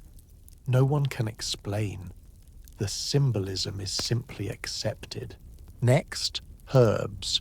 Every woman has an opinion about which herbs you need. Lavender for calm, rosemary for strength, sage for cleansing, mint because it smells less like fear. Someone rubs chamomile on your wrists. Someone else tucks thyme into your braid. You're starting to smell like a salad. The priest stops by to offer blessings. He looks grave, which is his default. He warns you about the dangers of temptation, ignoring the fact that you're about to marry the person society chose for you. He sprinkles holy water on your forehead. Some gets in your eye. You blink. He calls it a sign. Neighbors bring gifts, usually practical items like candles, clay pots, or increasingly heavy blankets. One neighbor brings a live chicken. Nobody questions this. The chicken becomes part of the household. Throughout the week, your fiancé SC family visits. His mother evaluates your posture. His sisters giggle and ask if you know what happens next. You don tea. You smile. They exchange glances. Your father pretends to be fine, but he begins pacing the yard, muttering about finances. The dowry chest is opened and recounted daily, in case coins spontaneously multiply. They don tea. You catch glimpses of your fiancé across the courtyard, at church, through a doorway. You nod curtly and he nods back. The interaction is so polite it could be mistaken for two strangers agreeing that bread exists. Every evening, the women tell stories. Some are funny wedding feasts gone wrong, drunken uncles, disastrous dancing. They laugh, and you laugh along, trying to ignore the growing knots in your stomach. Other stories are cryptic warnings about the wedding night, delivered with gestures and metaphors so vague they sound like riddles from a fantasy novel. You must be still, but not too still. You must be gentle, but not weak. You consider running away to a monastery. Nerves build daily. The house smells perpetually like herbs and boiled cloth. The air feels charged. At night, you lie awake, wondering what will happen. Will you be happy? Will you be safe? Will this man be kind? Or will he snore so loudly you'll never sleep again? You pray. Not because someone tells you to, but because it helps you breathe. You ask for strength, for grace, for an easier week next week. Because at the end of this tornado, you arrive at a single night the night before the wedding, the moment when everything becomes too real to ignore. So let us take a breath. It is time for, the night before, anxiety soup. You can barely sleep, partly because you're terrified, and partly because your mother once stopped listing instructions like she's prepping you for the Olympic trials. Night settles over the village like a wool blanket, thick, itchy, and vaguely damp. Your family-s home glows from the fire, warm and restless. You should be tucked into bed, drifting toward dreamland, but instead, you're perched on a stool while your mother paces the floor, reciting rules for marriage like she's reading from a scroll that doesn't exist. Be polite but not foolish, she begins. Be diligent but don't seem too eager, she adds. Be firm but gentle, quiet but not silent, and most importantly, don't embarrass us. You nod, trying to translate this into practical advice, but it's like being told to swim and not swim at the same time. You're convinced these instructions are meant to sound wise, when actually they are medieval parenting mad libs. Your grandmother joins in, gesturing with a wooden spoon like a general. She recounts her own wedding night. The details drift between helpful and vaguely traumatizing. And remember, she says, leaning in, screaming is perfectly natural. Your eye twitches. She refuses to elaborate. As if this weren't enough, Your aunt arrives with a basket. Not gifts, just more advice. She sits down, sighs dramatically, and launches into an explanation of how you must behave tomorrow. Poised, smiling, calm. Men know things, she says with sage confidence. We want to say what, but they know. You have many questions. None get answered. Soon the room fills with women neighbours, cousins, someone you think might be from another village entirely. They surround you on all sides, adjusting your hair, rubbing herbs on your wrists and whispering instructions simultaneously until it feels like your brain is a tavern brawl. They speak of cooking, cleaning, spinning wool, and bearing children, all the expected subjects. But then the conversation veers alarmingly toward marital intimacy. Explained in such vague metaphors you start to suspect they're making it up. It's like kneading dough, one says. No, it's like riding a spirited horse, another argues. A third chimes in, it's like making sausages. You vow never to eat sausages again. Your mother produces a bundle of dried herbs, lavender, sage, rosemary, and tucks them under your pillow with the reverence of a relic placement. For calm, she explains, your aunt adds mint. For breath, someone else sneaks in a sprig of something that smells suspiciously like regret. As they talk, the house becomes a pressure cooker of emotion. The metallic tang of nerves, the dusty scent of wool, the smoky crackle of the hearth. Everyone means well, but you feel like a lamb being prepared for ceremonial presentation. If anyone starts chanting, you rerunning. The priest has already been by earlier to bless you on your journey toward womanhood. He sprinkled holy water and then left, probably relieved he didn't have, to answer a single uncomfortable question. Lucky man. Your father pretends to be calm, though he keeps rechecking the dowry chest every 10 minutes, as if goats can vanish through emotional stress alone. Occasionally he wanders through the room, offering sage wisdom like, "It will be fine," before escaping outside. He is not built for this level of feminine intensity.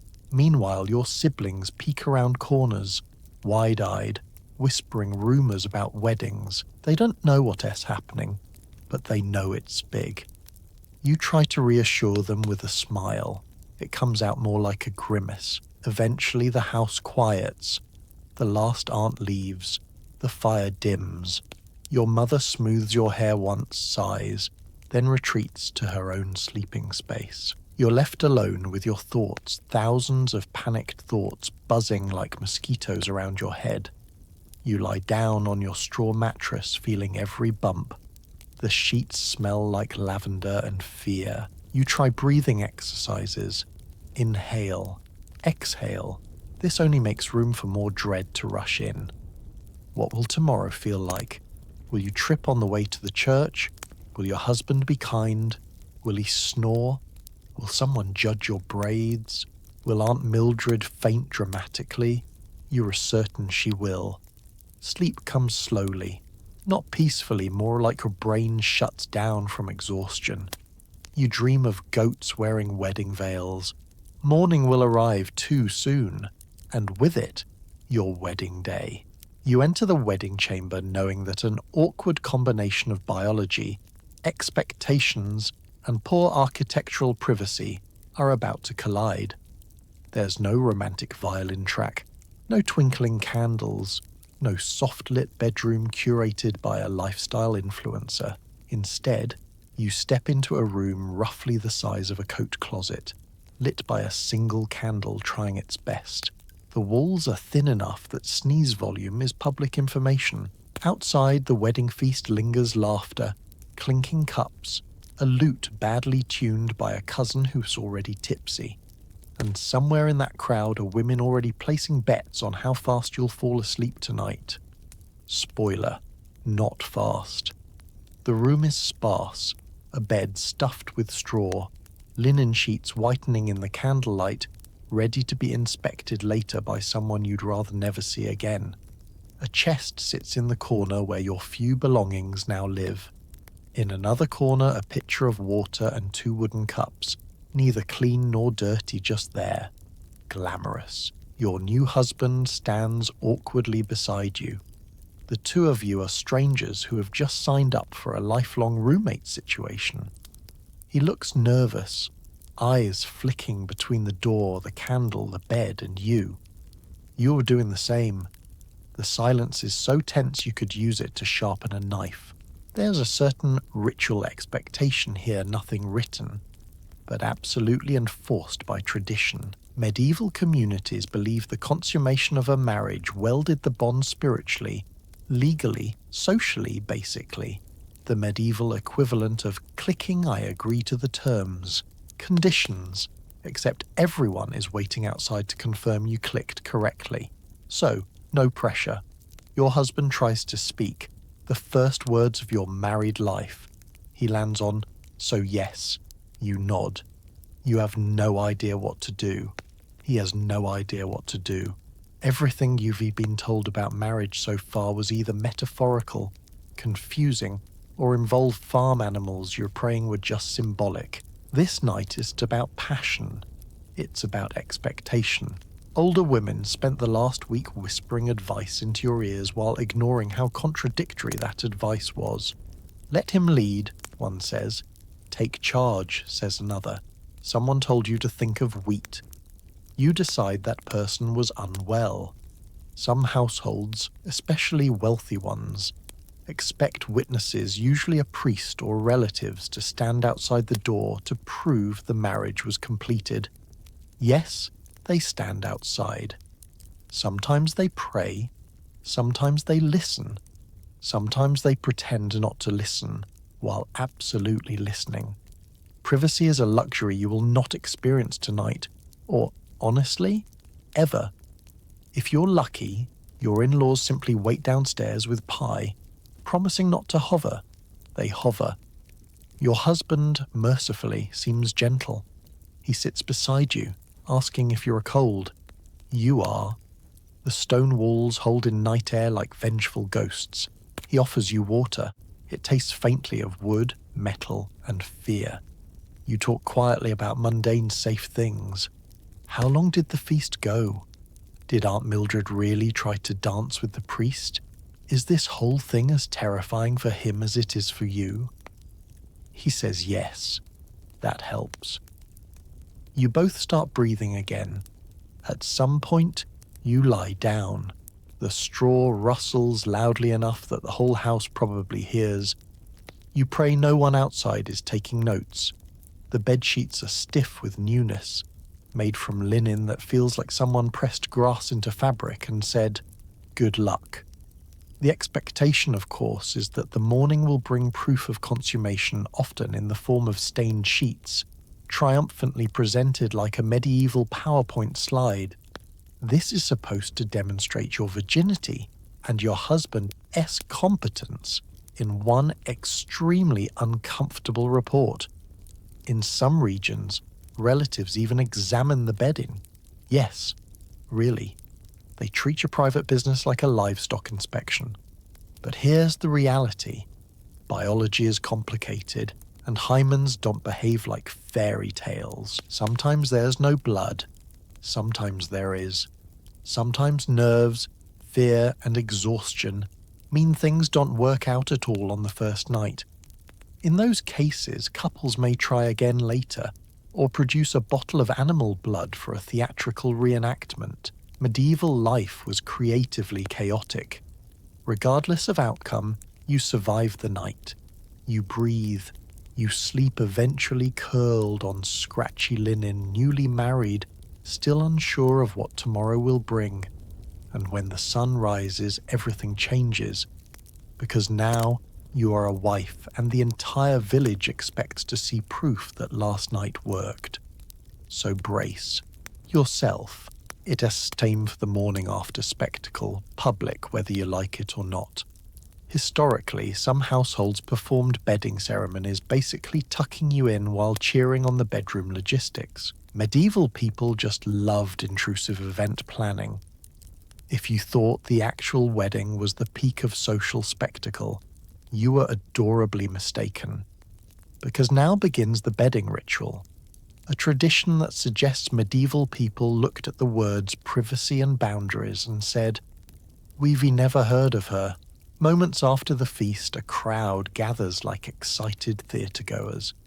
You and your new husband, two awkward humans who've barely spoken enough words to fill a grocery list, are escorted toward the bridal chamber. Sometimes this procession is accompanied by noisy singing, clapping, or bagpipes that sound like someone strangling a goose. Romantic. You might be wrapped in blankets and carried, or simply walked like a prized calf to auction. Everyone forms a hallway of cheerleaders, throwing jokes and commentary as you pass. "Be fruitful," someone cries. "Don T messed this up," another laughs. Your aunt gives you a thumbs up for encouragement, while Uncle Oswin trips over his own excitement and possibly a chicken. Inside the room, the ritual becomes even more bizarre.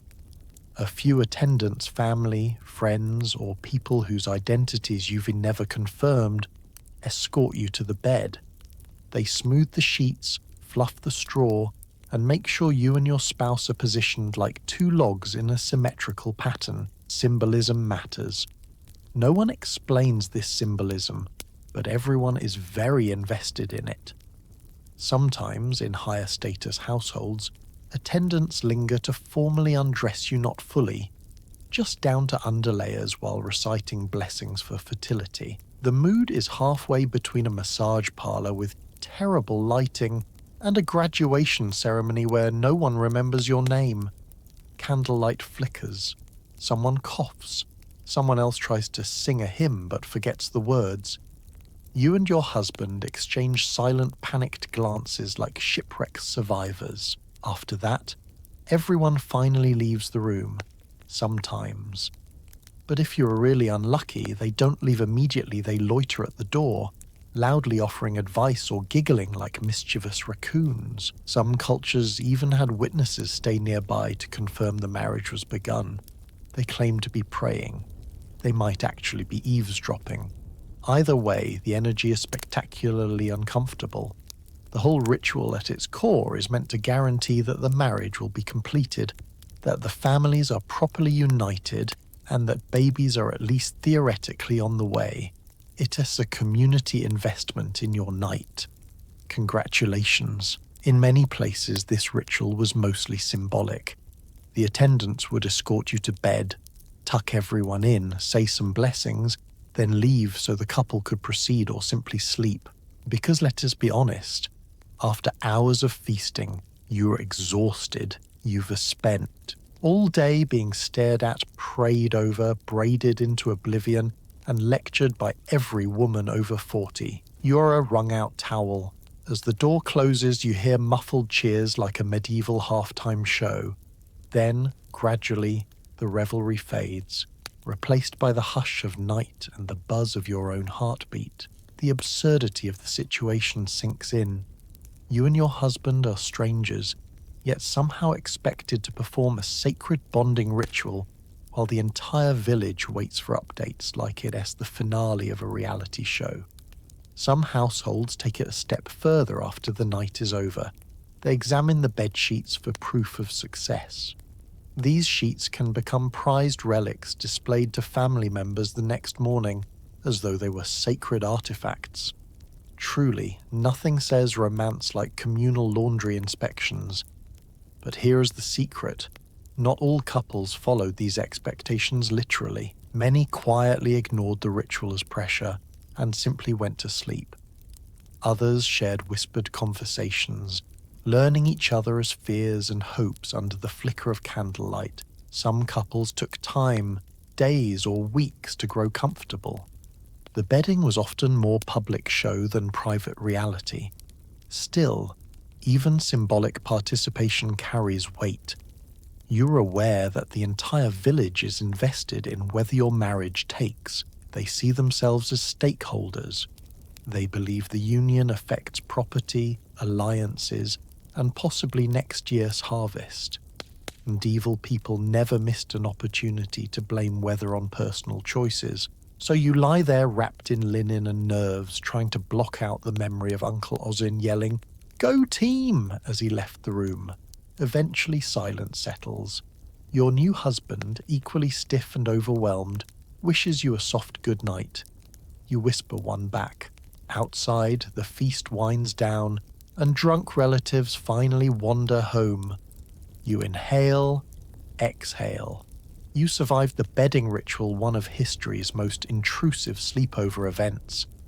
But morning comes quickly, and with it, the morning after public opinion hour. Afterward, there's an unfortunate cultural fixation on the sheets, inspected like weird, uncomfortable report cards no one should ever have to explain. You wake at dawn to find your peace shattered by the creeping awareness that at any moment, several highly enthusiastic relatives may burst in to audit your bedding. The candle has burned low, your new husband is snoring softly beside you, and your stomach is doing anxious gymnastics. You're not thinking about romance, you're thinking about laundry. Because today, the sheets are suddenly everyone's business. In a perfect world, your morning would begin with a quiet breakfast, maybe a walk, perhaps time to gather your thoughts.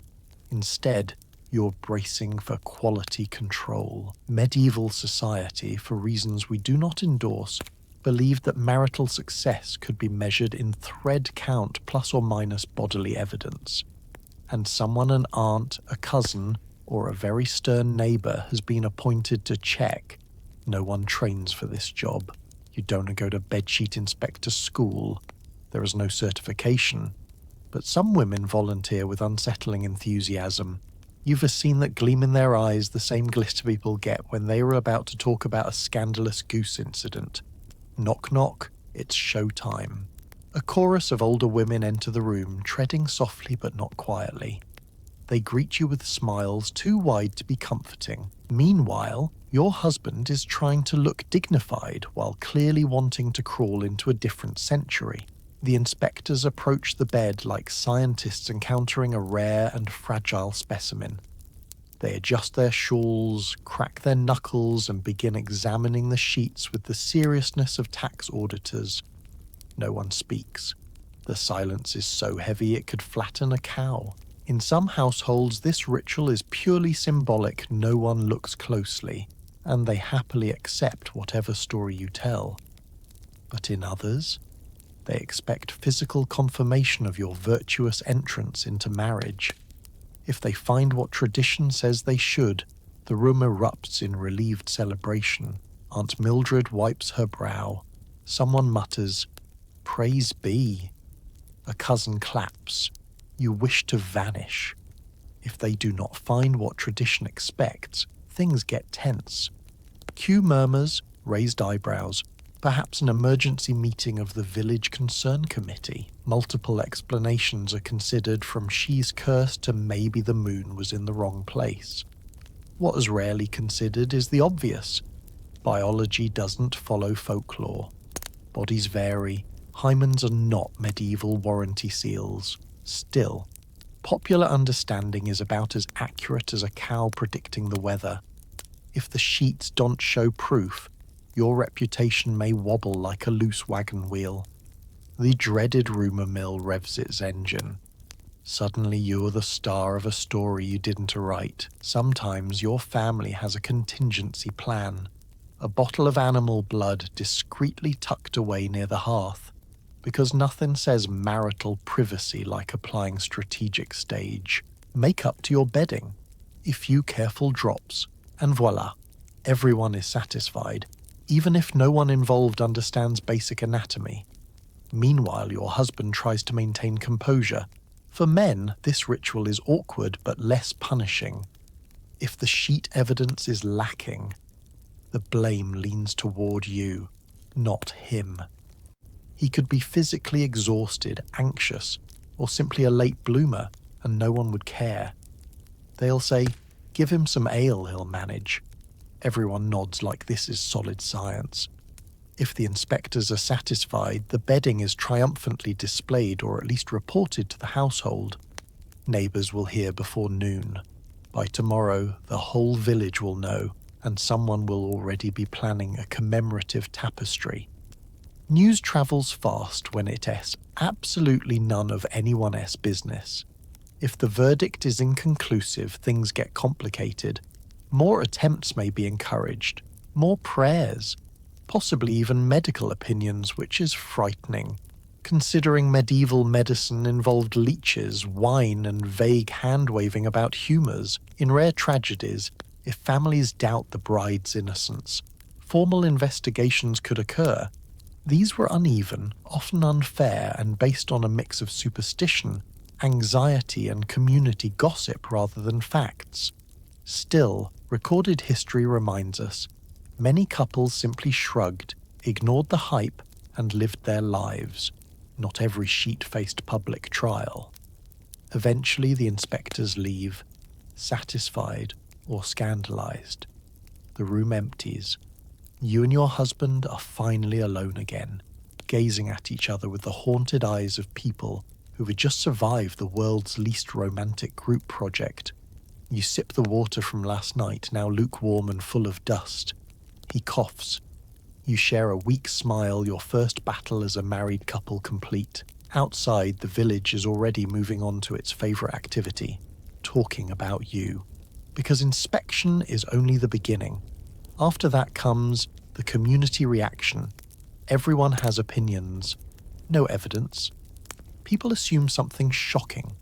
Biology didn't match the fairy tale. Panic ensues, blame flies, and you are somehow responsible for all natural variants. So, it is morning. The bedding review committee has completed its inspection or tried to, and now a new problem has entered the chat. There is no visible evidence. And suddenly the room gets so quiet you could hear a barley kernel drop. You know what normal, modern people would say here? Oh, biology does its own thing. Sometimes there's nothing to see. But medieval logic decided instead to sprint headfirst into conspiracy. In an instant, the energy shifts from joyous celebration to mysterious crime scene investigation. Aunt Mildred dramatically adjusts her shawl. The cousin who was ready to cook eggs is now whispering doom. Someone clutches prayer beads like they were trying to summon Wi-Fi from heaven. Even worse, people look at you first. Because medieval science is basically, if something happens, God's will. If something confusing happens, woman's fault. Medical understanding, minimal. Confidence in medical understanding, maximum. You try explaining calmly that bodies vary, that sometimes there is no bleeding for perfectly normal reasons. But this is a world that thought tomatoes were suspicious sorcery. You're not going to convince anyone with a rational argument. They've already begun writing a full fan fiction theory about your downfall. The rumour machine, already well-oiled from years of practice, activates instantly. She didn't bleed. Impossible. Tragic. My friend S, cousin us midwife S tax collector, says this means she met a boy last spring. People who haven't spoken to you in years now have passionate opinions about your uterus. The baker's wife swears she saw you smile at a shepherd once. A shepherd? That's basically medieval Vegas. Anything could have happened. Theories begin multiplying. Theory A. You weren't a pure. Everyone gasps, even the chickens. Theory B. The marriage failed spiritually. Blame the moon, blame the weather, blame your mother soup. Theory C. A witch got involved. This one gets the most traction because the Middle Ages loved a good witch cameo. Meanwhile, your husband sits in a corner trying to look important but not too involved. He shrugs. These things happen, he says, but nobody cares what he thinks. The spotlight is on you, the unwilling star of a community panic spiral. Your mother takes this personally. Her social credit score is now in jeopardy. She wrings her apron dramatically and begins planning how many prayer offerings it will take to redeem the family. Your father looks like he's aged 10 years overnight. He contemplates whether selling a goat could help. Your grandmother whispers, "In my day, There was always a sheet. She says this in a tone usually reserved for speaking about heroic battles. The priest inevitably arrives, cloak flapping, ready for spiritual damage control. He offers more prayers, more incense, and a gentle lecture about temptation that makes absolutely no sense in context. You nod. You always nod. In a more grounded world, this would resolve with everyone shrugging and going back to their chores. But in medieval Europe, this can escalate into formal claims. Some households request a midwife or older woman to perform a virginity exam, which is about as medically accurate as diagnosing a horse based on its vibe. These inspections are invasive, humiliating, and based on folklore rather than anatomy. Sometimes they conclude nothing. Sometimes they decide something. Either way, they were wrong. If the community remains unconvinced, more creative solutions emerge. Someone suggests reattempting the marriage night. Another suggests special herbs because apparently rosemary solves everything. One bold aunt whispers that a drop of animal blood on linen has saved many reputations. Suddenly all eyes are on the goat. And here is the great irony. Even if there had been a sheet, the community would still gossip. Because gossip is not about evidence, it's about entertainment. Still, when the sheet is blank, the stakes feel higher. Your social value wobbles. Negotiations tense. Aunt Mildred faints, possibly from stress, possibly from dramatic flair. The chicken outside keeps crowing like it knows something. But often, people eventually let it go. They lose interest when a new scandal arises, someone at barn burns down. The mill breaks. A merchant arrives with fancy salt. Life resumes. You breathe again. Because this whole ordeal, while humiliating, proves a great truth. Medieval people were absolutely certain of many things, and wrong about almost all of them. And once everyone stops staring at your linens, you can finally begin the most surprising phase of marriage. Wife life, where you learn that virginity was just the opening act. Despite reality, many believed that a hymen always tells the truth, which is not medically accurate. But medieval science was mostly vibes and superstition. In this era, the phrase "trust the science" would have meant something like, "Let S ask the priest, a cow, and my neighbour S dreams." Because medieval science was an interpretive dance performed by tradition, rumour, and the kind of confidence only people who never took a biology class could possess. To understand where you fit into all this, imagine that everything people think they know about anatomy is actually a series of campfire stories told by people who have never seen a diagram. The human body remains a terrifying mystery, an unopened instruction manual nobody can read because, well, no one can read. So the idea of the hymen as truth-teller appears and spreads faster than questionable stew during harvest season. People imagine it as a magical seal like the wax stamp on a royal letter that breaks once and only once. A perfect security system. The medieval version of a tamper-evidence sticker. Except that is absolutely not how it works. At all. But no one here knows that. And worse, no one here is interested in learning. If you try to explain the reality that some people are born with very little hymenal tissue, or that it can stretch earlier in life, or that bleeding varies widely, people would stare at you like you just announced the earth is round, which ironically many wouldn't believe yet either. In their minds, if there is no bleeding, this is a scandal. If there is bleeding, everyone cheers like you just won a jousting tournament. The logic is inconsistent, messy, and absolutely unwavering. But that's medieval medical culture for you. Humours, astrology, and folk traditions overshadowed empirical study. The body was a magical vessel ruled by fluids and cosmic forces. If you felt faint, they blame an imbalance of air, blood, phlegm, or sadness. If you fainted again, they'd prescribe leeches. If those didn't work, they'd call it witchcraft. Meanwhile, childbirth, an actual medical emergency, was overseen by midwives who learned from experience, older knowledge, and herbs. Some were quite skilled, others winged it with chamomile and hope.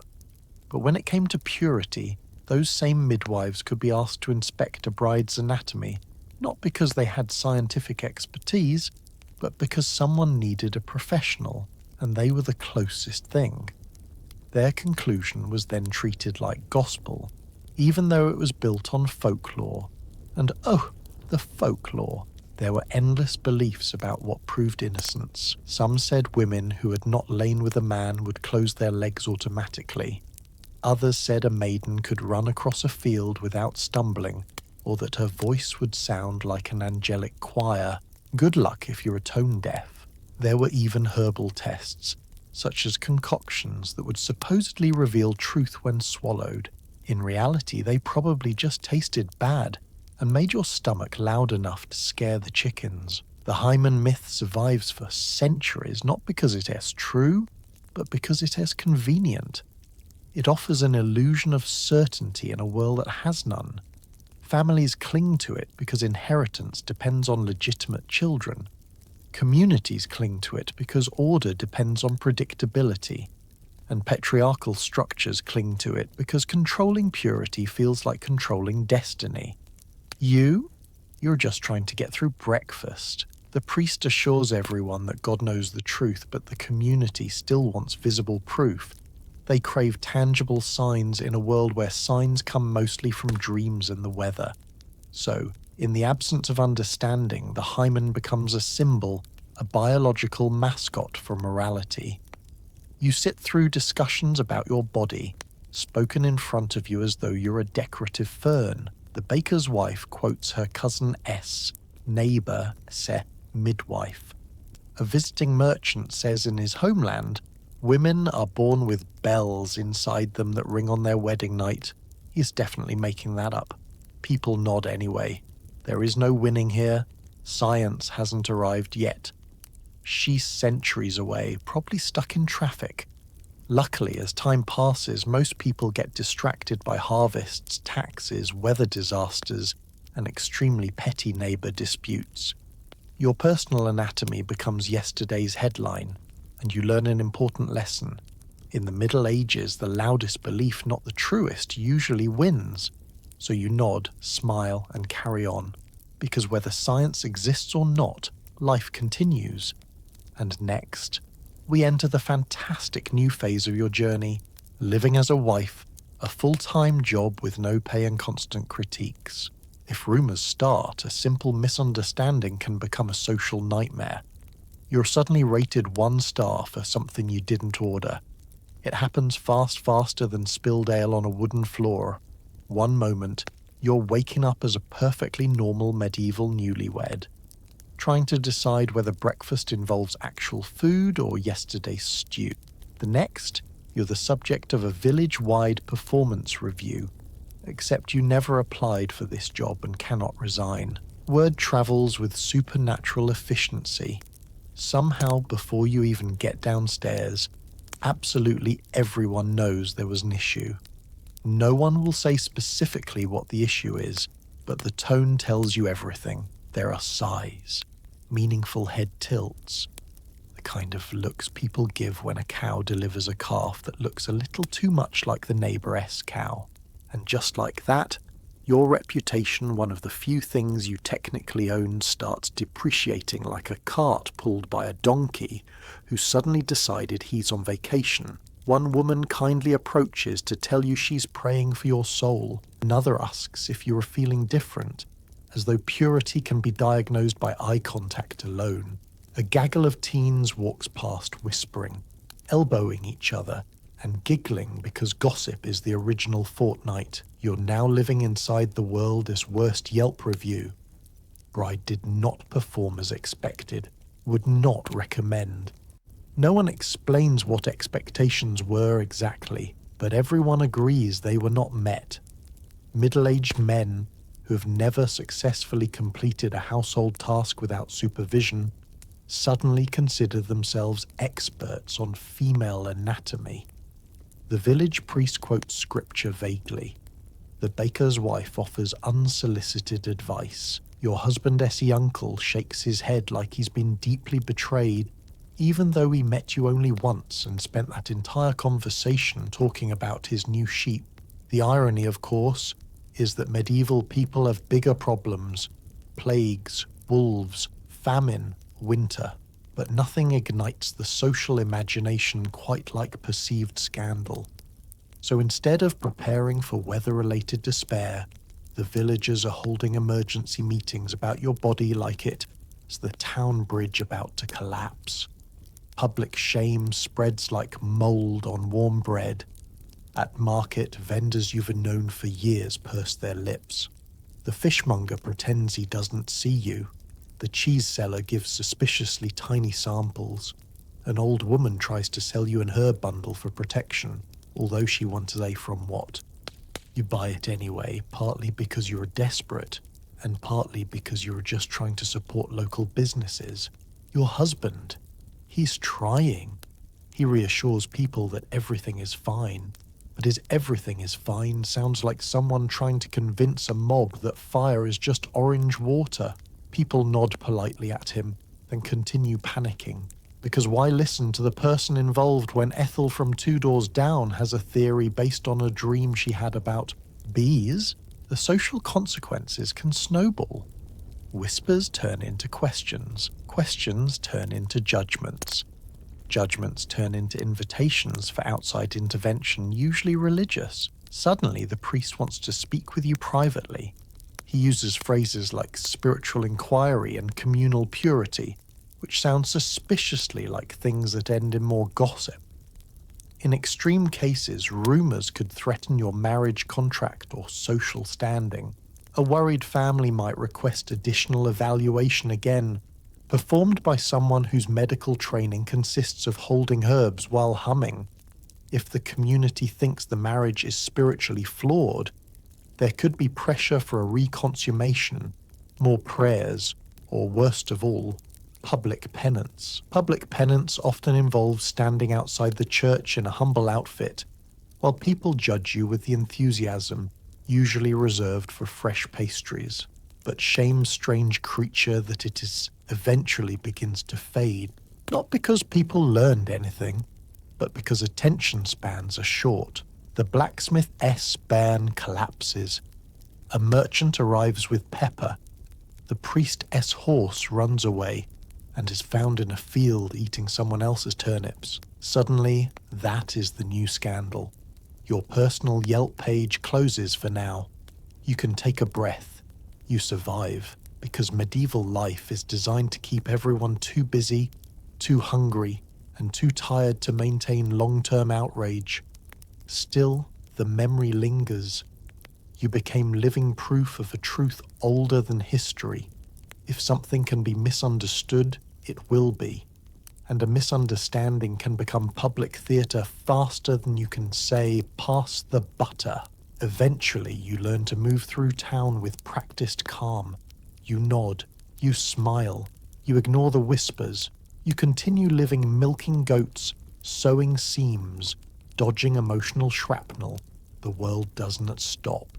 Neither do you. Because soon, ready or not, life continues into its next chapter. Wifely duties. Endless, exhausting, and absolutely non-refundable. Though not universal, some communities held humiliating proof rituals led by elders who had absolutely zero qualification beyond liking gossip. Just when you think the drama is over, nope. The village decides that your private life is community property, like a well or a goat with emotional support duties. Rumour has created momentum, and because medieval folks never met a superstition they didn't want to poke with a stick, things escalate into what can only be described as a purity courtroom. Let us be clear, this is not an official court. This is not a legal proceeding. This is what happens when anxiety, folklore, and 24 bored people collide. It begins with a committee. Not a helpful committee, more like a flock of aunties and elders who think they're judges on a talent show. Nobody asked them to convene, but here they are, clutching shawls and prayer beads, ready to decide your fate using a combination of confidence and terrible information, usually someone older and therefore assumed wise steps forward to lead. This woman has the authority of a grandmother and the accuracy of a weather prediction made by a rooster. Her resume consists of having seen a lot, allegedly having opinions, being loud. She summons others. Soon, the baker's wife, the blacksmith's mother, and the shepherd's aunt are debating your virtue like they were selecting a new pope. The trial begins in someone's main room, or if it's summertime, under a tree where everyone can gather conveniently and pretend it is a picnic except without the fun. A few official men may show up like the priest or a local steward, but they mostly supervise with uncomfortable expressions, silently regretting their career choices. Questions are asked. Not good questions. Questions like, did you behave modestly last Michaelmas? What did you think about before bed last Wednesday? Have you ever danced near a man without permission? Did your cat ever look at you judgmentally? Because that could be a sign. You answer, trying to keep your voice calm and your heart rate lower than a hummingbird S. But the logic here is not logic. It's interpretive spirituality mixed with gossip enthusiasm. Witnesses may be called. Witnesses, perhaps a passing neighbor who once saw you buying onions, a small child who insists he saw you smile at a stranger, a distant cousin who heard from a friend that you once touched your hair in public. None of this is reliable, but everyone nods like they were listening to Aristotle. The testimonies range from vague to wildly imaginative. Someone claims your betrothed visited once and you didn't blink enough times while speaking to him. Another recalls a dream where you were riding a white horse, clearly symbolizing scandal. The logic is so thin you could use it as window parchment. At some point, a midwife or older woman might be asked to speak. Not because she knows anatomy, heavens no, but because she has experience, which in medieval terms means she has delivered babies, and once saw a medical drawing that looked like a chicken with arms. Her testimony is taken very seriously, even if she just shrugs and says, "Bodies are mysterious." This is considered insight. The committee weighs the evidence. Someone coughs. Someone else starts praying dramatically. A rooster wanders nearby, adding commentary. Eventually, a verdict is reached not based on facts, but on how people feel about the situation. If the village is feeling charitable, they may declare the rumors unfounded. Everyone nods sagely, convinced the Holy Spirit has guided them. Then they go home satisfied with their wisdom. If the vibes are bad, they may recommend further action. Further action might include more prayer, more attempts at consummation, consulting another midwife brewing purity tea made of herbs, hope, and whatever was lying around. In some areas, a trial might involve symbolic cleansing rituals, washing, blessings, or fasting. The logic is, if you pray and starve enough, God will fix your marriage, or at least distract the community with hallucinations. The good news, formal punishment was rare. The bad news, shame doesn't need a courtroom to stick. But here's the surprising twist: sometimes these trials end in your favor.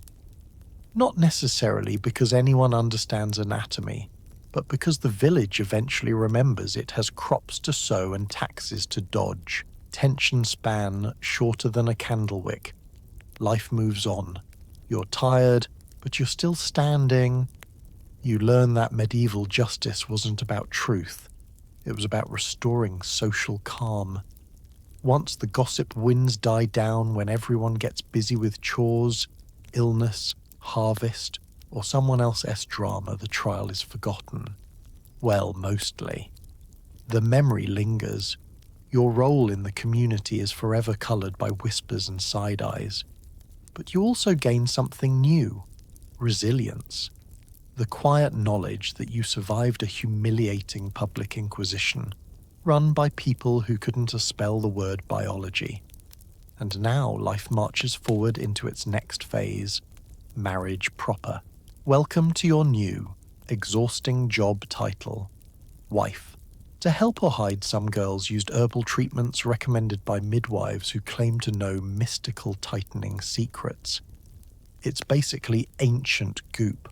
Once the whispers start, a quiet parade of solutions appears.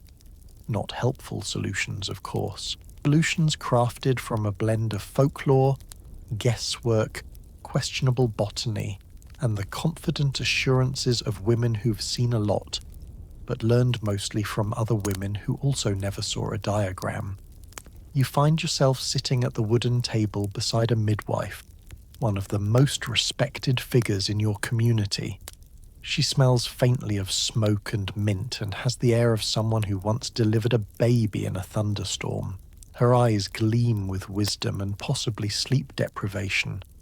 She is part medical practitioner, part therapist, part town rumour vault. She begins by pulling bundles of herbs from her pouch: lavender, myrtle, rosemary, maybe a plant you swear is just grass. She lays them out like playing cards.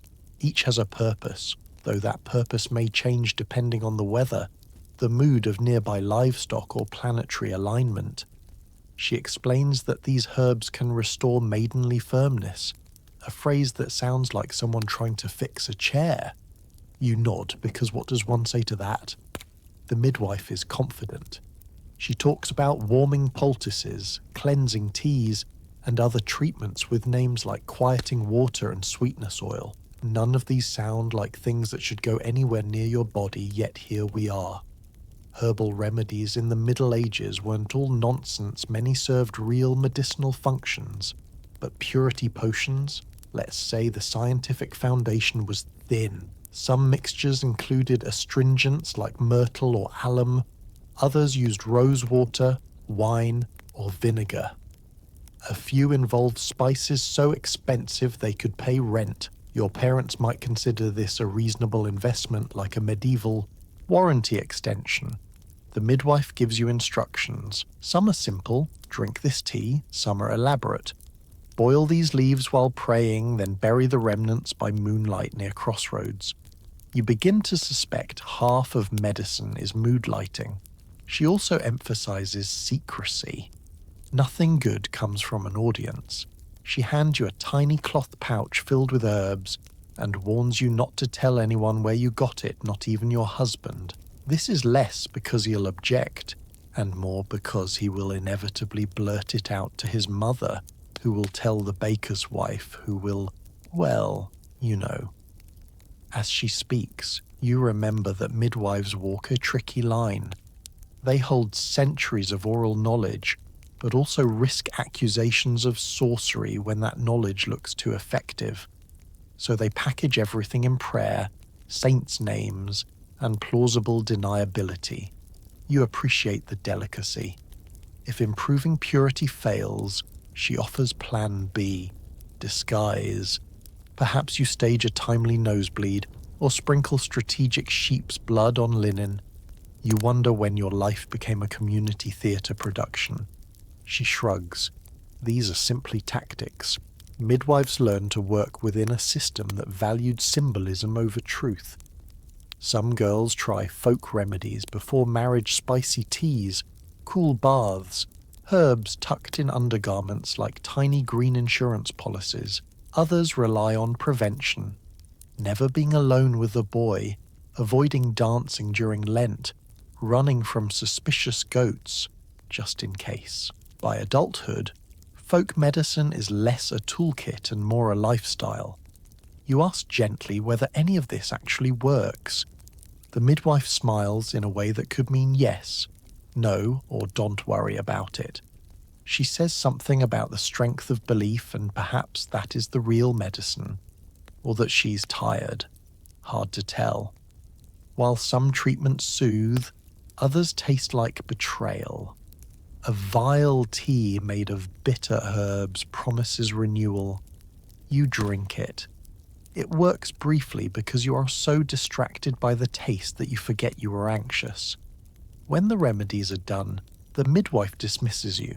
She tells you not to worry that time, community distraction, and the next scandal usually solve everything. And she's right. Soon someone's cow will go missing, or the lordess tax collector will visit, and suddenly no one cares about the mystical tightening ceremony. Still, you tuck the herb pouch under your mattress, not because you believe it works, but because it feels like armor-thin, fragrant armor. As days pass, life slips back toward normal. You fetch water, mend clothing, and help in the fields. The midwife's mysterious advice becomes another part of your routine, like avoiding wolves or trying not to think about mortality during storms. And in time, you discover the truth. In the Middle Ages, healing wasn't just about cures, it was about reassurance, tiny rituals that helped people survive uncertainty.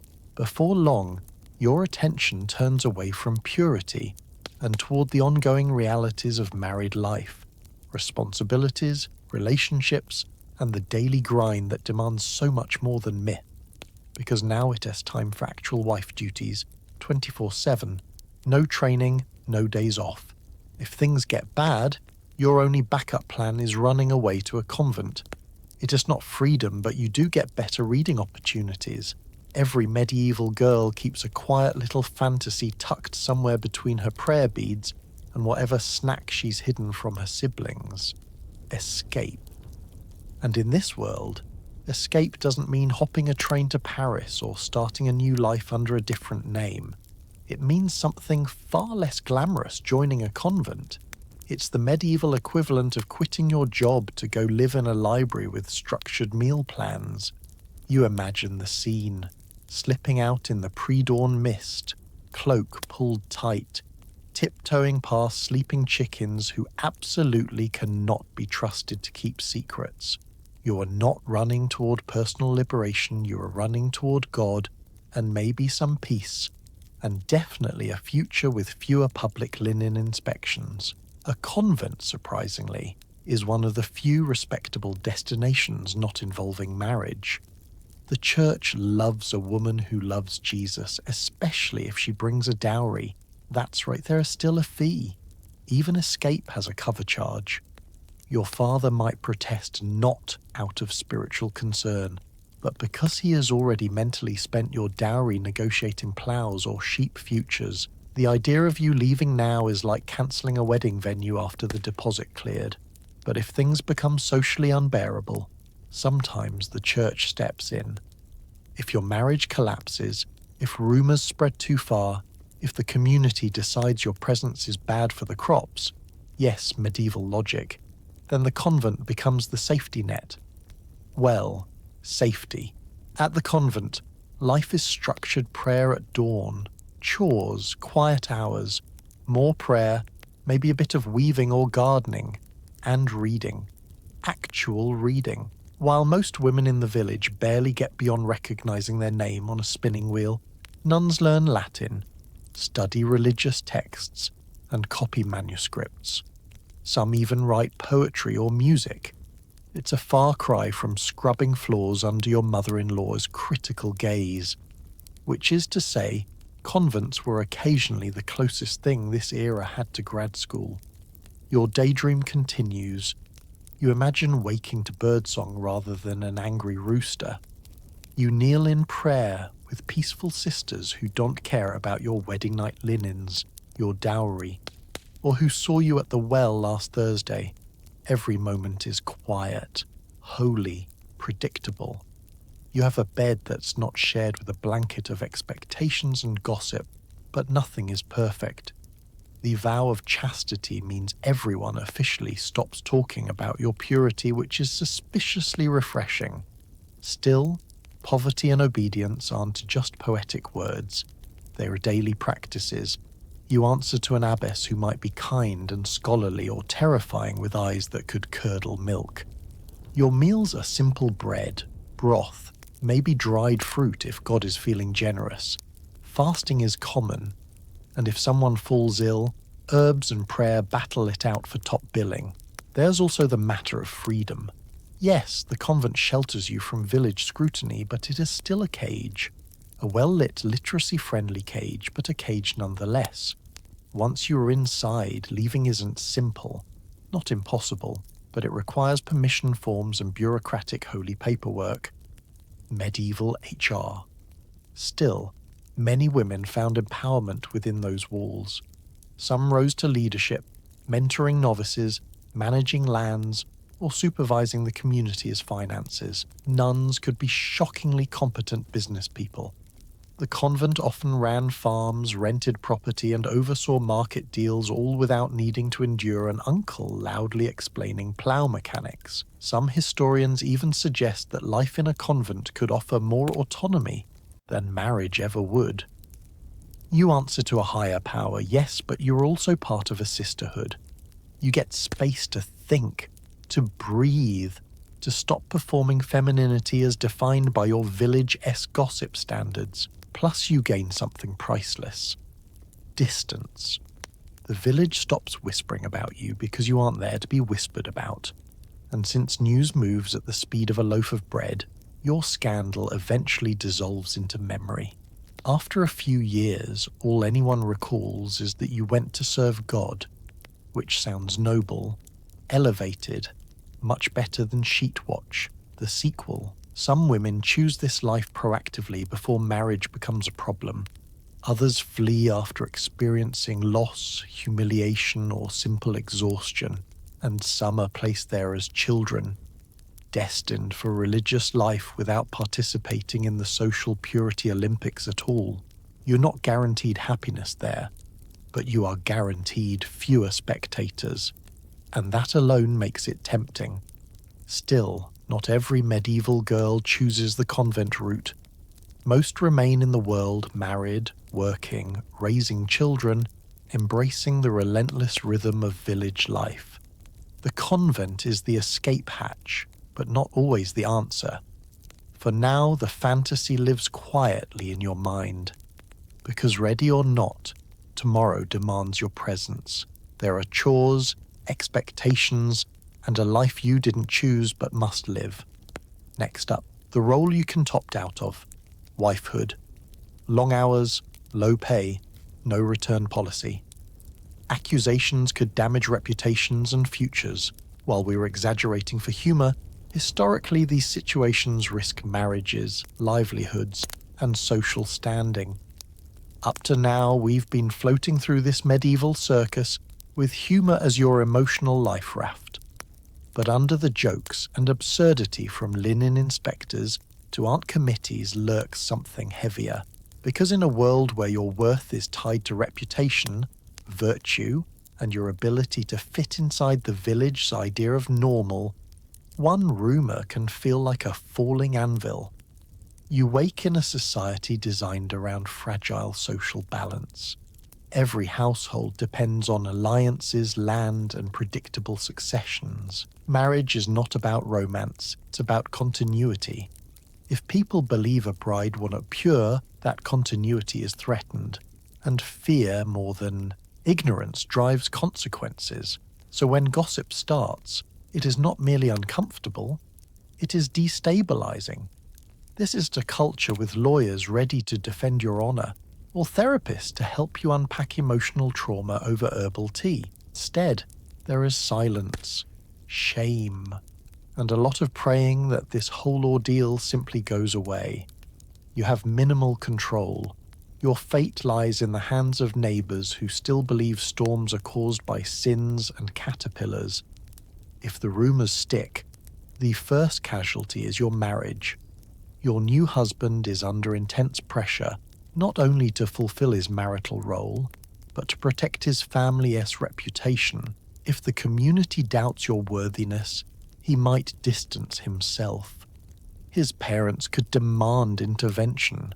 Some families even pursued annulment, claiming the marriage shouldn't account. And annulment meant you'd return home with a scarred reputation, while your family scrambled to explain everything. This second casualty, your future, an unmarried woman with a questionable past, was viewed suspiciously. Marriage prospects dwindled. You lose economic protection, social security, and a safety net. Because in this era, single adulthood is not a lifestyle choice, it is a structural disadvantage. You're suddenly a puzzle piece that doesn't fit no matter how you turn. Then there is your family as honor. Because purity culture doesn't target individuals, it snares entire bloodlines. Your father may feel shamed, your mother may bear the blame. Siblings could become collateral damage. A stain on your reputation stains your household, affecting future marriages, negotiations, and opportunities. A rumor whispered through wheat fields becomes a barrier at every door. And these consequences aren't quick. They linger. Years later, someone at a feast might murmur, "Isn't she the one?" And suddenly you are pulled back into a story you never agreed to star in. In some regions, the stakes rose higher. Without proof of purity, families could lose previously agreed dowries, creating financial strain. In more extreme circumstances, women could face legal scrutiny, not necessarily formal trials, but community discipline, public penance, humiliation, or forced religious dedication. The line between superstition and authority blurred constantly.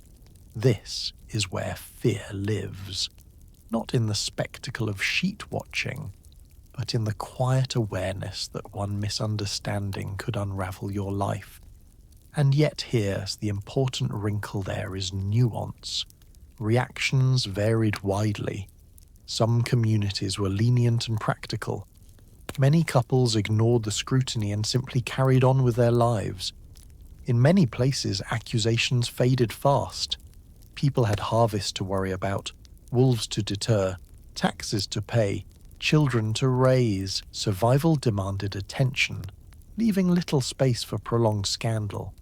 Still, you cannot quite dismiss the risk. Even if most girls never faced extreme punishment, the possibility was always there, an unspoken threat that shaped behavior. You don't flirt because people are watching. You don't walk alone because someone might whisper.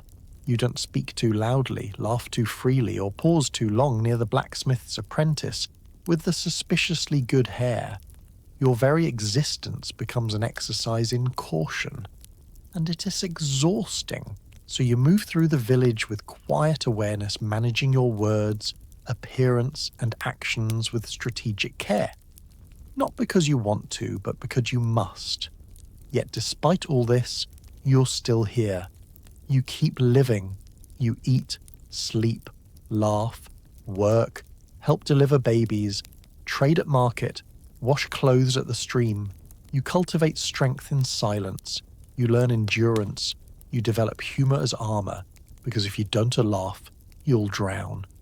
And that resilience, quiet and persistent, becomes your real legacy. Soon, as days settle into routine, you come to understand something powerful. Control is limited, but dignity remains your own.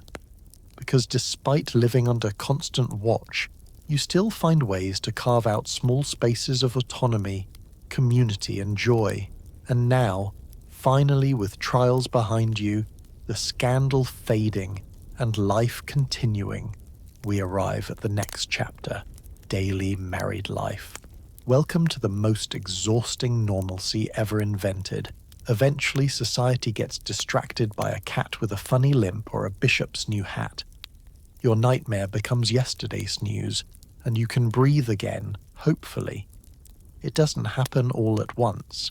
There's no dramatic announcement, no town bursting through the village square to yell, "Everyone relax, we found a new scandal." Instead, the shift arrives quietly, like fog rolling over a field. For several days, the whispers trail behind you like a stray thread, snagging on corners. People still pause when you enter a room. They still tilt their heads, examining you the way they might examine unfamiliar cheese. But soon, mercifully, something new emerges. In your case, it might be old Swithin-esque cat, the one with the lopsided tail, who suddenly starts walking with a limp and now demands round-the-clock attention. The entire village becomes invested. Does the cat have a sprain? Did a chicken attack it? Did God send a message through the cat's ankle? People create theories. Nobody mentions linens. Or maybe the bishop receives a new hat, a giant ornate spectacle with so many gold threads it practically glows. Half the village bows every time he walks by. The other half complains the money should be gone to repair the mill. Either way, people bicker loudly. Your alleged scandal barely earns a glance. There is always something. A crop fails. A baker burns his loaf. A wolf is seen in the woods. A wandering merchant passes through with silk and gossip about nobles. The shepherd's daughter might be rumoured to talk to birds. A cow refuses to give milk until someone whispers the right saint's name. Life in the Middle Ages is a carnival of new problems, each more urgent than the last. And gradually you blend back into the crowd. The priest stops scowling every time he sees you. The baker's wife returns to offering you normal-sized cheese samples. Cousins who once monitored your every move decide they're too busy monitoring someone else. You go to the well with fewer chaperones. People stop counting how many times you blink. Your marriage, once examined like a sick goat, also settles. After surviving public scrutiny and forced advice from every woman over 50, you and your husband begin functioning as a team. Not because anyone taught you how, but because cooperation is the only way this life works. He helps in the fields, you manage the household. You both try not to think about the month of the awkward sheets ever again. And in this strange, fragile peace, you finally have time to notice something. Life keeps going. You still wake early to grind grain. You still mend clothes, repair tools, stir stews, and occasionally hide from your responsibilities behind the barn. The rhythms return slow, repetitive, oddly comforting. Sunrise, work, sunset, prayer, sleep, repeat. It is not glamorous, but it's as steady. On feast days you dance. On bad days you cry into cabbage. On most days you keep moving. The village, with its tiny dramas and grand illusions, begins to feel less like a stage and more like home again. You make jokes with your neighbours. You barter for onions. You laugh when the blacksmith burns his hands on his own forge again. You help birth calves. You complain about taxes. You worry about the harvest, the weather, the children of friends, and whether the roof will stay intact another winter. You build a life, and slowly you realize you're no longer defined by that single night, the rumors that followed, or the rituals that should never involve family spectators. People remember, yes, but memory softens. Scandal dissolves into anecdote. Anecdote dissolves into vague recollection. One day you overhear someone refer to you as simply so-and-so's wife, and instead of feeling erased, you feel relief, because anonymity is freedom. You still think about everything that happened, the fear, shame, frustration, confusion, but you also marvel that you survived it, that you're stronger than you ever expected. You've learned to carry yourself with quiet resilience, to find humor in absurdity, and to hold on to your dignity even when the world tries to name you something else. One evening, sitting beside your husband by the hearth, you catch yourself laughing at a story about the cat with the funny limp who has now become a local celebrity. Life feels almost ordinary, and ordinary after what you endured feels miraculous. The truth becomes obvious. History is ridiculous. People are ridiculous. And somehow, even through chaos, you endure. Tomorrow, you'll wake to the same chores and the same sunrise. But something is different now within you. You know that storms pass, gossip fades, and you remain. Somehow, life goes on. Hey, you made it. Through rumours and rituals, herbs and committees, dancing cats and bishops with flashy hats. You survived medieval girlhood, virginity trials, and the world's most intrusive interior design critics, all armed with nothing more than a wool dress and a questionable support network. Not bad. So now, settle back. Notice how your breath softens, how the world feels a little quieter, because looking back, it is impossible not to marvel at the sheer resilience of the people who lived through all this. They woke every day to cold floors, endless chores, and the possibility of random public embarrassment, and still managed to laugh, cook dinner, fall in love, and raise children who also argued about whose turn it was to churn the butter. And yes, medieval life was messy, sometimes terrifying, occasionally absurd enough that if it happened today, we'd assume it was performance art. But beneath the strangeness was something familiar. People doing their best with what they had, trying to find safety and meaning in a world that didn't make sense most of the time.